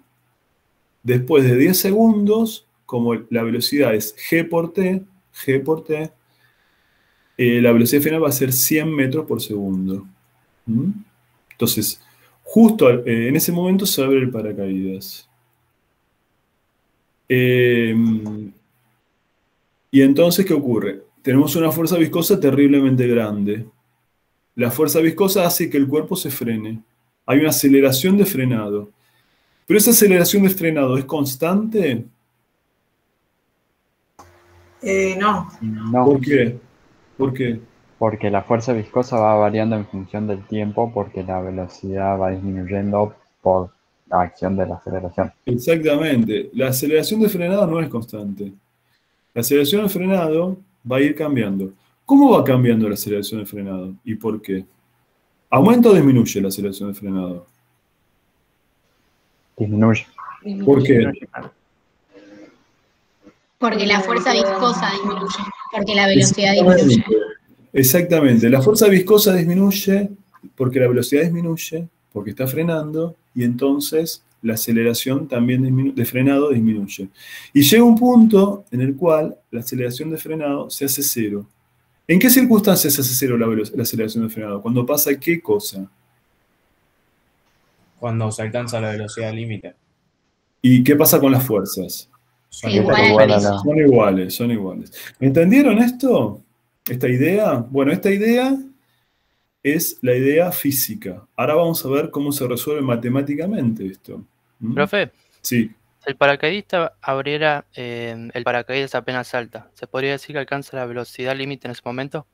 Bueno, depende depende de cuándo lo abre, ¿no? Si ya tiene un poco de velocidad o no. Primero, creo que justo cuando apenas salta no puede abrirlo, pues se pega al avión. Tiene que aumentar un poquito la velocidad para que pueda frenar, ¿no? ¿Sí? Claro. Bueno, lo que vamos a hacer ahora, si les parece bien, vamos a resolver la ecuación diferencial, vamos a ver la matemática. En todo caso, después seguimos hablando de cuestiones físicas. ¿Cómo se resuelve esta? Bueno, vamos a hacer esto la ecuación la quiero resolver en cualquier circunstancia. Esta F en realidad es el peso, ¿no? Voy a poner una F cualquiera, porque así ustedes tienen la ecuación para cualquier circunstancia. Por ejemplo, si yo tengo no sé,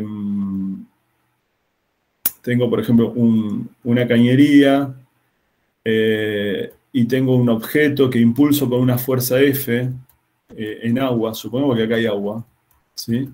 Esta ecuación que yo voy a resolver vale para cualquier fuerza F constante. En el problema del paracaidista, la fuerza F es el peso. Es una fuerza constante y es el peso. En el paracaidista es el peso. Lo importante es que esta fuerza es una constante. Entonces, ¿cómo se resuelve esta ecuación matemáticamente? Bueno, vamos a hacer esto. Vamos a pasar este término, lo vamos a pasar del otro lado sumando. ¿Sí? Me queda así. Me queda la fuerza, y cambio el orden, ¿no? La fuerza por la derivada, la masa por la derivada de la velocidad, de la rapidez, más la fuerza viscosa es igual a F. Y ahora voy a pasar dividiendo la masa. Paso dividiendo la masa, me queda esto. Esta se llama ecuación diferencial lineal de primer grado no homogénea. ¿Por qué se llama no homogénea? Porque tengo a la derivada, tengo a la función, y acá tengo una constante que no es cero. Cuando esta constante no es cero, lo llamamos no homogénea. ¿Cómo se resuelve esto? Pasamos a la otra transparencia. Vamos a escribir, fíjense, voy a pasar este miembro, este término restando. Y voy a juntar, voy a sacar factor común B sobre M, me queda esto de acá. Esto es igual a la velocidad, y ahora voy a pasar la velocidad dividiendo. Este es el truco que vamos a hacer. Voy a pasar la velocidad dividiendo, y el diferencial tiempo lo paso al otro miembro. ¿Para qué hago esto? Esto se llama, en análisis, creo que en análisis 2 ven ecuaciones diferenciales ahora, ¿no? O en álgebra. En análisis 2. Análisis 2, bueno. Se llama método de separación de variables. separar variables. Cuando seguramente este cuatrimestre ustedes están haciendo análisis 2, van a ver el método de separación de variables. La idea es juntar de un lado todo lo que tiene una variable y juntar del otro todo lo que tiene la otra variable. Las dos variables que tenemos acá son la velocidad y el tiempo. Bueno, acá no hay nada que dependa del tiempo. Esto es una constante, pero sí hay cosas que dependen de la velocidad. Entonces, ahora integramos el miembro de la izquierda en la velocidad y el miembro de la derecha lo integramos en el tiempo. Vamos a usar el método de sustitución. Si ustedes quieren, esta parte matemática no es tan importante. Ustedes la pueden ver. ¿Se acuerdan del método de sustitución de análisis 1? ¿Se acuerdan de eso o no? Más o menos. Sí. Bueno, llamamos U al denominador. Al denominador este lo llamamos U. ¿Sí? Diferencial U es diferencial B. Entonces acá me queda la integral de diferencial U sobre U. Y eso, la integral, ¿se acuerdan de análisis 1? Es el logaritmo de U, o logaritmo del módulo en realidad. Logaritmo del módulo. Y esto es lo que tenemos que evaluar en la velocidad final y en la velocidad inicial. Entonces nos queda esto. Y en el miembro de la derecha, ¿cuánto vale la integral de una constante por el tiempo? ¿Cómo lo calculo eso? Bueno, la constante lo saco fuera de la integral. ¿Y la integral de diferencial tiempo cuánto es? La integral de diferencial tiempo. ¿Cuánto vale eso? T. T. Tiempo final menos tiempo inicial. Claro. T evaluado en el instante final y en el instante inicial. O sea que directamente nos queda T. Porque estoy tomando como instante inicial tiempo igual a 0. Entonces, ¿cuál es nuestro objetivo? Nuestro objetivo es sacar la velocidad final, pero está acá metida en el logaritmo. Entonces, vamos a pasar esto sumando al otro miembro y vamos a aplicar la función inversa del logaritmo natural. ¿Cuál es la función inversa del logaritmo natural? ¿Cuál es la inversa? La exponencial. La exponencial es. Claro, la inversa del logaritmo es la exponencial. Es la exponencial. ¿Sí? E a la X. Bueno, y entonces, si hago eso, me queda, fíjense, Profe, una preguntita. Sí. ¿Es importante especificar dentro del logaritmo, en este caso, el valor absoluto de U y no poner solo U? Bueno, en realidad, ¿O es imposible que pase la velocidad, la rapidez? Claro, no, es imposible. O sea que en realidad esto siempre es positivo. Esto es positivo. U es positivo. ¿Sí? Entonces, fíjense que lo que voy a hacer es la función inversa de esto. Me queda un b de t, después lo paso sumando. Y acá me queda esto. ¿Cómo hago? ¿Cómo desarrollo esto matemáticamente? Bueno, esto es e a la menos b sobre m por t más la exponencial del logaritmo. ¿Cuánto es la exponencial del logaritmo? Es la función y la función inversa. O sea que directamente me queda la función, ¿no? O sea, lo que estoy haciendo es matemático esto, ¿no? ¿Me siguen en la matemática o se perdieron? Silencio total. No lo seguimos. ¿Me siguen? Bueno. Igual esto es matemático. O sea, lo importante es que, fíjense, acá saqué cómo es la velocidad en función del tiempo. La velocidad en función del tiempo. ¿Y por qué saqué la velocidad? Porque estoy haciendo la primera integral de la segunda ley de Newton. La primera integral de la segunda ley de Newton me da la velocidad. Y fíjense este resultado que es tan importante, la dependencia temporal. Fíjense, en muchas ramas de la ingeniería y de la física van a tener esta solución. ¿Ustedes saben cómo es este gráfico E a la menos X? ¿Cómo es el gráfico de E a la menos X? Sí, lo saben. Sí, es un gráfico que va, en el eje de abscisas desde menos infinito, viene desde más infinito hasta 0, asíntota en 0, en X más infinito. Claro. Cuando X a la 0, no, X a la 0 es 1, ¿no? Claro, x a la 0 es 1, pero viene desde más infinito, desde x menos infinito. Está bien, pero nos quedamos con la parte de los x positivos, porque fíjate que acá la variable es el tiempo. Entonces el tiempo es positivo. Si nos quedamos con la variable x, tiempo positivo, el gráfico de a la menos x es esto, donde acá, discúlpenme que dibuje tan feo, esto se pega al eje x, ¿no? Es una asíntota que tenemos acá, ¿no? ¿Se entiende eso? Es una exponencial decreciente, es una asíntota. Tiende a 0, ¿no? Cuando x tiende a infinito. Esta función es una función muy importante, e a la menos x, e a la menos t. Es una función muy importante. Es lo que se llama la exponencial decreciente. La exponencial decreciente, hay muchas ramas de la ciencia y de la ingeniería que tienen esta solución, una exponencial decreciente. Tienen que aprender las características de esta función. ¿Qué es lo que dice esta solución? Bueno, esta solución dice que cuando el tiempo tiende a infinito, ¿qué pasa con la exponencial decreciente? ¿A qué tiende? Si el tiempo tiende a infinito. A 0. A 0. A 0. O sea que cuando el tiempo... discúlpenme, no sé si acá lo tengo. Bueno, no. Tengo otra cosa ahí. Bueno, cuando el tiempo tiende a infinito, esto se va. ¿Y qué me queda para el tiempo tiende a infinito? Para el tiempo tiende a infinito. ¿Qué me queda? ¿Que la velocidad vale qué? ¿Qué vale la velocidad?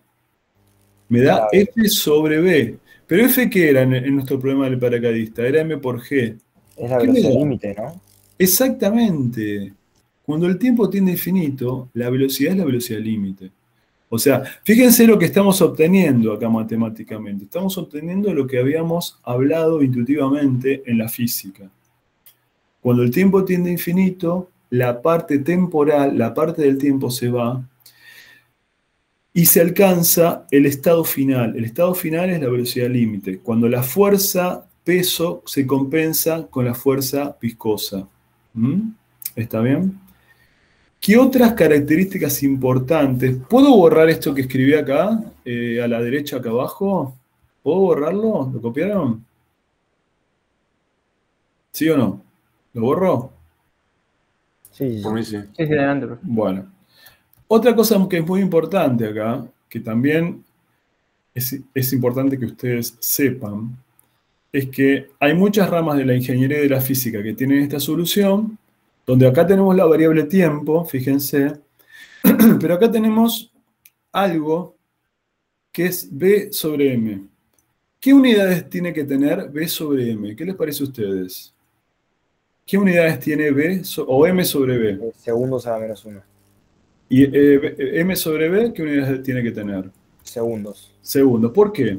Porque tiene que quedar el término...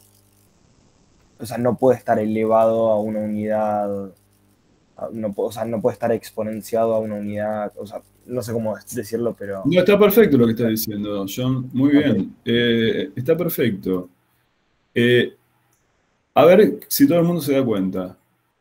Lo que dice el compañero es que M sobre B tiene que tener unidades de segundo. ¿Por qué? Porque el tiempo, ¿en qué se mide en general? ¿El tiempo en qué variable se mide? ¿En qué unidad se mide el tiempo?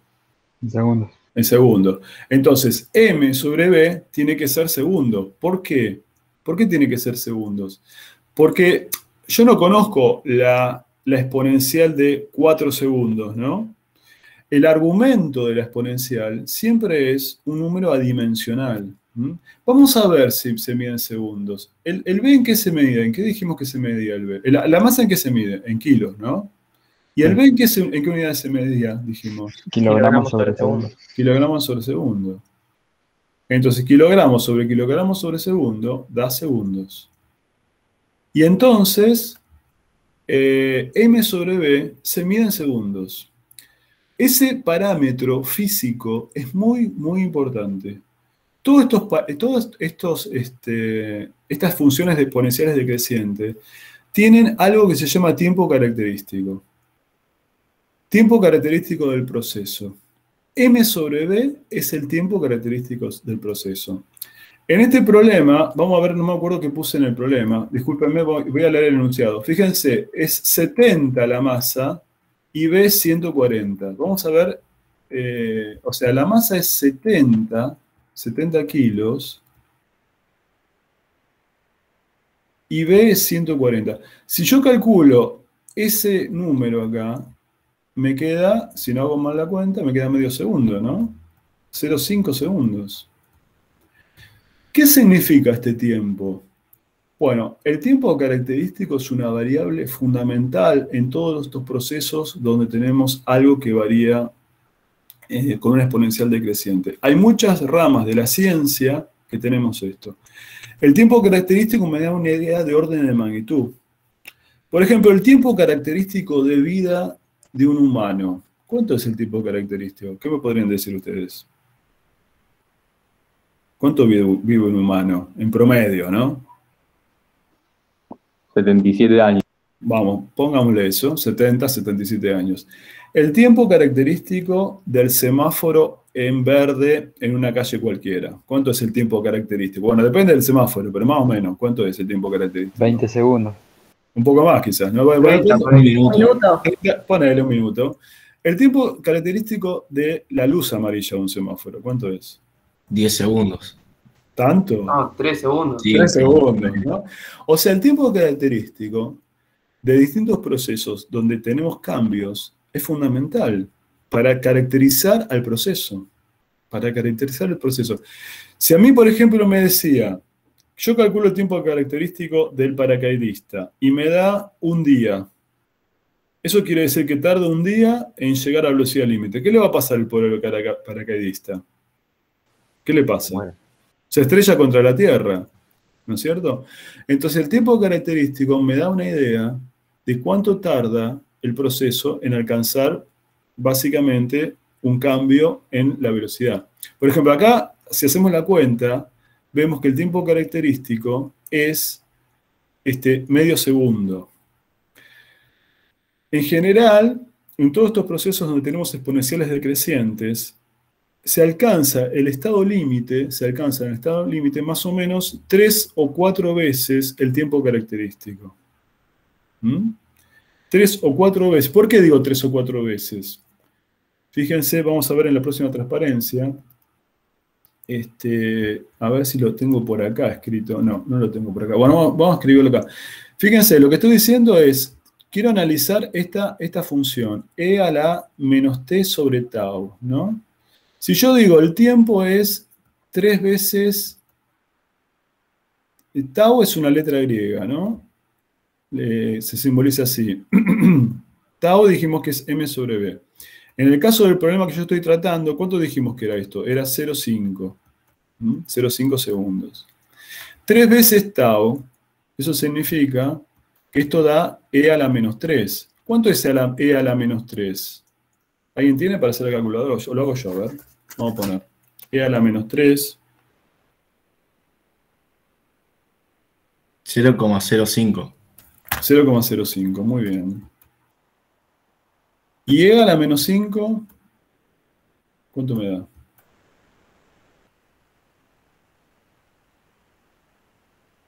$6,73 por 10 a la menos 3. Bien. Entonces, fíjense en la exponencial decreciente. Voy a pasar de nuevo para atrás. En la exponencial decreciente que estuvimos... Bueno, no la tengo acá. La tengo acá. En la exponencial decreciente, esta curva que tengo acá, esta es la exponencial decreciente, ¿no? A medida que pasa el tiempo, se acerca más a la velocidad límite. La velocidad límite es la velocidad que va a llegar a su estado final, ¿no? ¿La velocidad límite se alcanza en algún momento? No, matemáticamente nunca se alcanza, porque es una asíntota.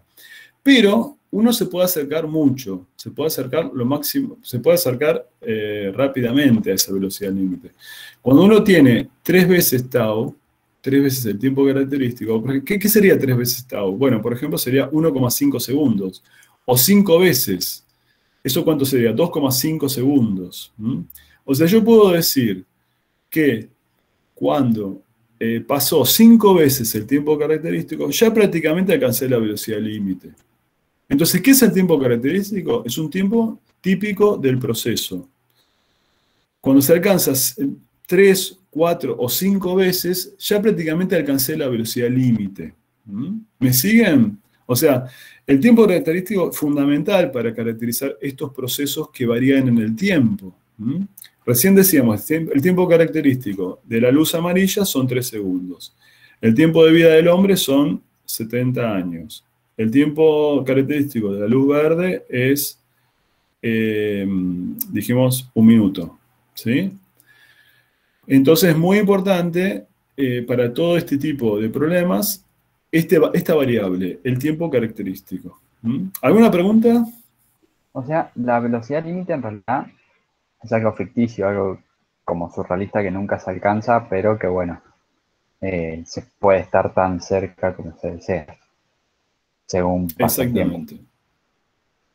Claro, físicamente, con los errores de determinación, ¿no? Uno tiene errores de determinación. Entonces, físicamente, cuando vos alcanzas, si pones 5 veces, ¿no? 5 veces el tiempo característico, E a la menos infinito, ¿cuánto vale? A ver, les hago esa pregunta. E a la menos infinito. 0. ¿Cuánto es? 0. 0, claro. Estos los matemáticos, a los físicos no nos quieren matar, porque esto no se escribe así. Ellos dicen E a la menos X con X tendiendo a infinito. Bueno, E a la menos infinito es 0, o tiende a 0.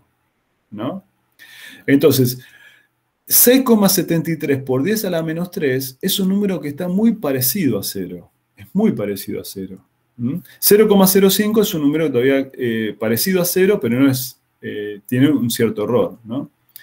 Entonces, lo importante es que 5 veces el tiempo característico me da más o menos el valor de velocidad límite. En este caso, la velocidad límite la vamos a calcular. Perdónenme, voy a borrar esto. La velocidad límite dijimos que la calculábamos como cuando es mg sobre b. Si hacen la cuenta, acá la velocidad límite es 4,5 metros por segundo. 4,5 metros por segundo. Esa es la velocidad límite para este problema, para el problema del paracaidista. ¿Sí?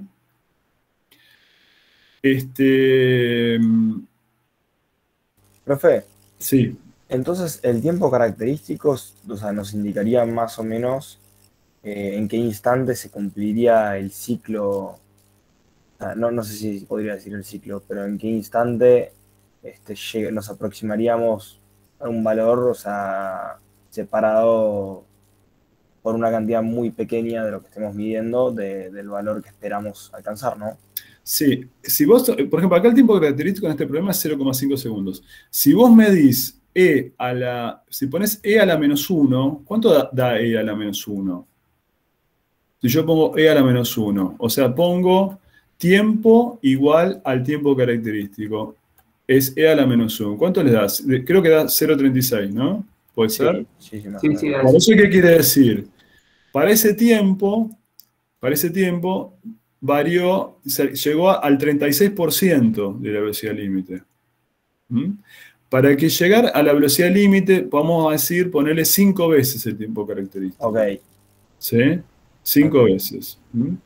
Entonces, un poco resumiendo el problema, lo vamos a terminar de hacer acá en la próxima. En el primer tramo tenemos una caída libre. Si yo les pregunto cómo es el gráfico de velocidad en función del tiempo en el primer tramo, ¿ustedes qué me dicen? ¿Cómo varía la rapidez en función del tiempo? Con una recta. Genial. Varía como una recta, muy bien. La velocidad final de la primera parte, si yo tomo 9,8, me da 98. ¿Y qué estamos diciendo? De la segunda parte, ¿qué ocurre? Empieza a frenar, o sea, es la curva roja que tengo acá, ¿no? Es como tipo la exponencial decreciente, es lo que termina obteniendo la segunda parte, ¿no? Es una exponencial decreciente donde la asíntota, la velocidad límite, ¿dónde está para el caso del paracaidista? ¿En qué valor? ¿Qué vimos en esta transparencia? ¿Cuánto es la velocidad? 4,9 metros sobre segundo. Exactamente, muy bien.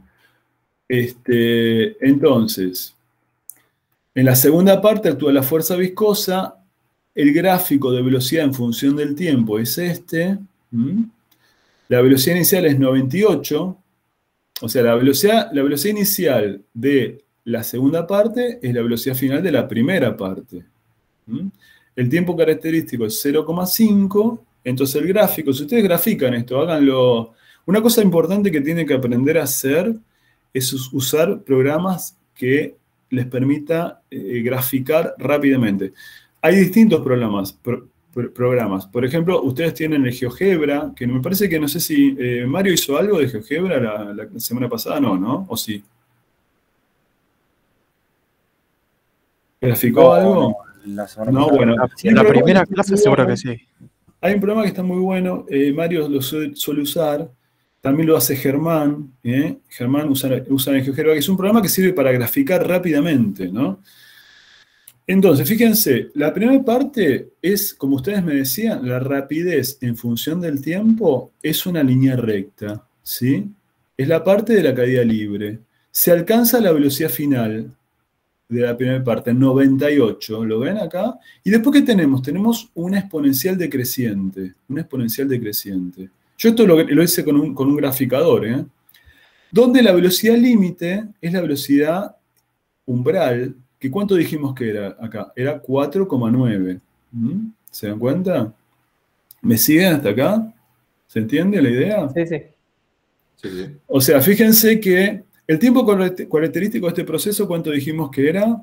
Dijimos que era 0,5. 0,5 segundos. Fíjense, más o menos 5 veces el tiempo característico, o sea, 5 veces 2,5 es 5 veces 0,5 me da 2,5.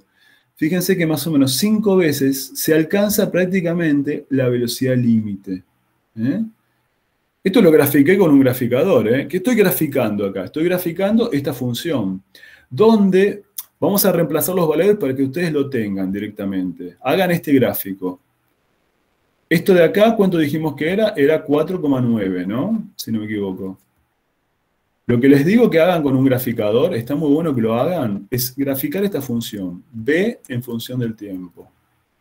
4,9 más la velocidad inicial es 98 menos 4,9, ¿sí? Metros sobre segundo. Lo que tienen que graficar, y acá pone e a la menos t dividido tau. Tau dijimos que era 0,5 en este caso, 0,5 segundos. Entonces, pueden usar el GeoGebra para graficar, pueden usar el Excel, pueden usar algún otro programa graficador, el Origin, o directamente lo que pueden hacer es agarrar una calculadora y hacer una tabla. Ponen tiempo y ponen velocidad. Por ejemplo, ponen para tiempo igual a 0, para tiempo igual a, no sé, 0,5, para tiempo igual a 1, para tiempo igual a 1,5, para tiempo igual a 2, para tiempo igual a 2,5. ¿Y qué hacen? Reemplazan los valores de tiempo en esta fórmula, hacen esta cuentita y sacan la velocidad final. Y de esa manera van a tener los distintos valores de velocidad. Y eso es lo que tienen que graficar. Cuando obtengan los valores, van a tener un valor por acá, un valor por acá, un valor por acá, otro por acá y el último por acá. Y eso les va a permitir graficar con la calculadora directamente. ¿Por qué tomé esta escala temporal? ¿Por qué tomé esta escala temporal? A ver, se los pregunto a ustedes. ¿Por qué tomé de a 0,5 y no tomé 1 segundo, 2 segundos, 3 segundos? Porque es tu tiempo característico. Exactamente. El tiempo característico me da una idea de cómo evoluciona el proceso. Entonces, si yo saqué que el tiempo característico es 0,5, me conviene tomar ese paso, o podría tomar un paso menor, la mitad del tiempo característico. Podría haber hecho 0,25, 0,5, 0,75, la mitad del tiempo característico. Depende de la precisión que quiera tener en el gráfico. Pero seguramente lo que no voy a hacer es tomar 10 segundos. Porque si yo tomo 10 segundos, ¿qué va a pasar? A los 10 segundos, ¿qué espero yo? Que esté muy cerca de la situación límite. Exactamente, a los 10 segundos me va a dar 4,9 seguro. Fíjense, ¿cuánto da e a la menos 10? Vamos a hacer esa cuenta. Perdón, e a la menos 20 hay que hacer. ¿Cuánto da e a la menos 20? No, es infinitamente pequeño. 2,06 por 10 a la menos 9. Claro. Es casi Y a la cero. menos 20, que sería tomar un tiempo igual a 10 segundos. ¿Cuánto? ¿2,6 por 10 a la menos 9, dijiste? Sí. Bueno, 2,06. ¿eh? Más chico todavía. 2,06. Todavía más chico. Bueno. O sea que esto prácticamente, 10 a la menos 9 es 0. ¿No? ¿Cuánto es 10 a la menos 9? Prácticamente 0. O sea que fíjense que esto me va a dar 4,9. Eso lo vemos acá. Si yo pongo 10 segundos, estoy en 20 segundos. Entonces, bueno, obviamente me va a dar prácticamente 0. ¿Mm? ¿Entienden esto? ¿Se está claro? Sí, clarísimo.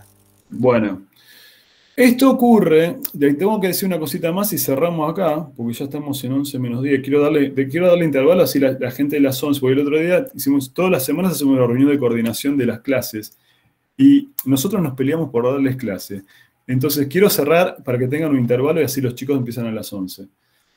Solamente decirles que en realidad hay dos casos posibles, que es cuando la velocidad inicial es mayor, cuando la velocidad inicial es mayor que la velocidad límite. Acá la velocidad inicial es 98, ¿no? En el problema que estamos tratando nosotros. Y la velocidad límite es 5. Entonces, si es así, voy a tener una exponencial decreciente, que es la roja, que va por arriba. Ahora, si la velocidad inicial, cuando empieza a actuar la fuerza viscosa, es menor que la velocidad límite, voy a tener una solución que va a ser una exponencial decreciente, pero por abajo. Por abajo. Esto es cuando la velocidad inicial es menor que la velocidad límite. Entonces se alcanza la velocidad límite por la curva negra, por abajo. En la situación de arriba, la velocidad inicial es mayor que la velocidad límite. ¿Sí?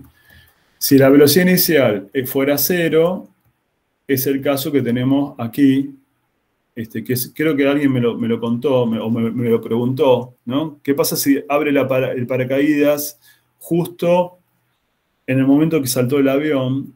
Bueno, ahí la velocidad inicial es 0. La fuerza viscosa, ¿cuánto vale si la velocidad inicial es 0? Inicial. ¿Cuánto? 0. 0, claro. Vale 0, la velocidad inicial va a ser 0, la fuerza viscosa es 0. Se empieza a mover, se empieza a acelerar, la fuerza viscosa empieza a crecer, ¿no? Se empieza a crecer hasta que alcanza la velocidad límite. Entonces la situación límite se puede alcanzar por abajo o por arriba de la curva, dependiendo de la velocidad inicial. Profe, el gráfico de la curva de abajo dijo que es una exponencial. Es la misma fórmula. Es la misma fórmula. En la misma fórmula, fíjate, si vos lo que te recomiendo, lo que te recomiendo es que hagas este gráfico, ¿sí? Hagas este gráfico con dos velocidades distintas. Hacelo con 98, perdón. Tomá esto, voy a borrar esto de acá. Grafica esta función que voy a marcar en rojo, me parece que está bueno que lo hagan. Con dos velocidades distintas. Por ejemplo, la de 98 sería el caso en el cual la velocidad inicial es mayor que la velocidad límite. Ese es el caso del problema. Pero está bueno que use una velocidad inicial menor. Por ejemplo, usa una velocidad inicial que sea, no sé, 1 metro por segundo. O usa una velocidad inicial que sea 0. Entonces, cuando grafiques vas a obtener una curva como la negra. Claro, perfecto. ¿Sí? Bueno, ¿alguna pregunta? Profe, entonces la expresión de la velocidad que llegamos, que está en la diapositiva anterior, esa vamos a llegar siempre a esa expresión, solo que en este caso pusimos m por g porque la fuerza es peso, pero si tengo otra fuerza F, voy a llegar siempre a esa expresión, ¿no? Sí, claro. En general, o sea, acá estamos asumiendo, en este caso estamos asumiendo que la fuerza F es el peso, pero en general si tenés una fuerza F cualquiera constante, vas a tener que repasar por F acá. ¿Sí? Claro. Y lo otro quedaría todo igual, digamos. Lo otro queda todo igual, sí. El gráfico también. Va dependiendo Sí, también sí, de sí, la claro, velocidad. claro. El gráfico también, sí. El gráfico también. Bien. En los problemas pueden usar directamente esta fórmula que está marcada en rojo. Pueden usar esa fórmula. Germán creo que va a ser un problema de esto, y creo que Mario va a ser un problema del otro, de fuerza gravitatoria. Una preguntita, Profe. profe. Sí. Pregunta. Iba a preguntar, la ecuación esta que tenemos así genérica, vos habías dicho que la calculaste teniendo en cuenta que el tiempo inicial era 0. Si el tiempo inicial no es 0, tenemos que volver a todo lo anterior y derivar teniendo en cuenta eso, ¿no? No. Acá es un cambio. ¿Te acordás cómo se cambiaba si yo tengo un tiempo inicial? ¿Qué tengo que poner acá? Claro, t menos t inicial. Claro, exactamente. Perfecto. Inicial. Sí, la fórmula es la misma. Dale, gracias. Corrí el origen de tiempos. Gracias. De nada. ¿Alguna otra duda? Una preguntita. ¿Vamos a volver a hacer ejercicios de dinámica como los que habían que hacer para hoy? Porque yo realmente, o sea, usted había dicho que era casi todo repaso del CBC. Sí. Y yo me encontré con varias cosas que la verdad no pude hacer. Eso le quería preguntar. No, está bien. La idea es, lamentablemente, vamos a hacer todos los días casi un tema nuevo. El proceso para preguntar las dudas, tenemos en principio dos caminos. El camino institucional es que ustedes pregunten por el campus, ¿vieron? Pregunten por el campus las dudas. También nos podés preguntar en algún momentito, en algún espacio de la clase, las dudas que tengas. Pero también está el chat que puso Germán.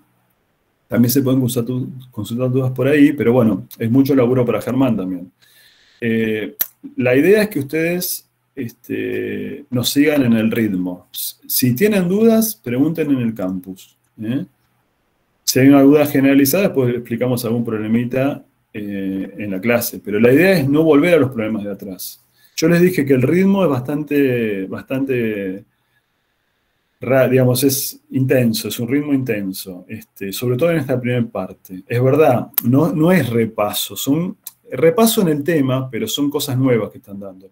Así que lo que te digo, John, es que nos consultes las dudas, no te quedes con dudas. Perfecto, muchísimas gracias. Igualmente el problema de poleas lo voy a dar esta clase, no lo llegamos a dar la clase pasada, Marcelo. Claro, sí, es verdad. Justo ayer alguien me preguntó en el chat del campus lo de polea móvil, y yo dije que Mario iba a dar. La verdad que vas a dar polea, me olvidé de contarlo. Claro, yo me quedé justo ahí también. Lo voy a dar ahora y después sigue Germán. Sí, la idea que nosotros, la idea es que les damos casi todas las herramientas para que ustedes puedan hacer los problemas. Todo no se puede dar porque si no habría que dar todos los problemas, pero sí dar todas las herramientas. Y si hay dudas, nos consultan. Bueno, Mario, terminé más o menos el término.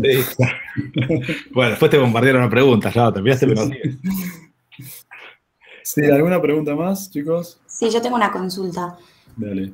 Ayer me asignaron curso, entré como condicional y vi que hay unos grupos de trabajo. Sí. Quería preguntar si acá había alguien del grupo 5 porque mandé mensajes por el campus, pero no a los compañeros, digamos. Bien. Acá yo soy del grupo 5, hicimos un grupo por WhatsApp y lo mandamos al grupo general. ¿Estás vos ahí? Entré recién ayer, creo que te escribí a vos. Sí, me escribiste a mí por el campus y te iba a responder. Lo vi recién. Dale. Listo, gracias. Bueno, Dale. Muy bien. Perfecto que se vayan conectando, chicos. Está bueno que hagan los grupos, que participen, aprendan. Una de las cosas que tienen que aprender en la carrera es a trabajar en grupos y en equipo. Ustedes van a trabajar en equipo. No van a trabajar solos como ingenieros, van a trabajar en un equipo. Entonces tienen que aprender a participar, a interaccionar con los compañeros.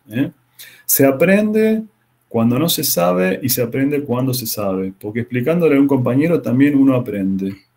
Así no es simétrico siempre, claro. A veces alguno explica otro tema, te lo explica otro. Claro, exactamente. Sí. Bueno, si no hay dudas, cortamos acá. ¿Le damos 10 minutos, Mario? 10 minutos, bueno. Bueno. No es justo esto. Bueno. Ahí Felipe decía si la velocidad límite alcanza. En física, llegar al límite, fíjate que vamos a ver errores, se alcanza esa velocidad, ¿no? Porque llega un momento en que el error que la incerteza que tenés en la velocidad, ahí hay un lindo tema que plantea, si se llega a la velocidad. Fíjate que si parte de la velocidad límite el paracaídas, si justo lo abre la velocidad límite, va a estar exactamente la velocidad límite. Claro. Felipe. Bueno, ese tema. Bueno, dejo de grabar, Mario. Sí, chau.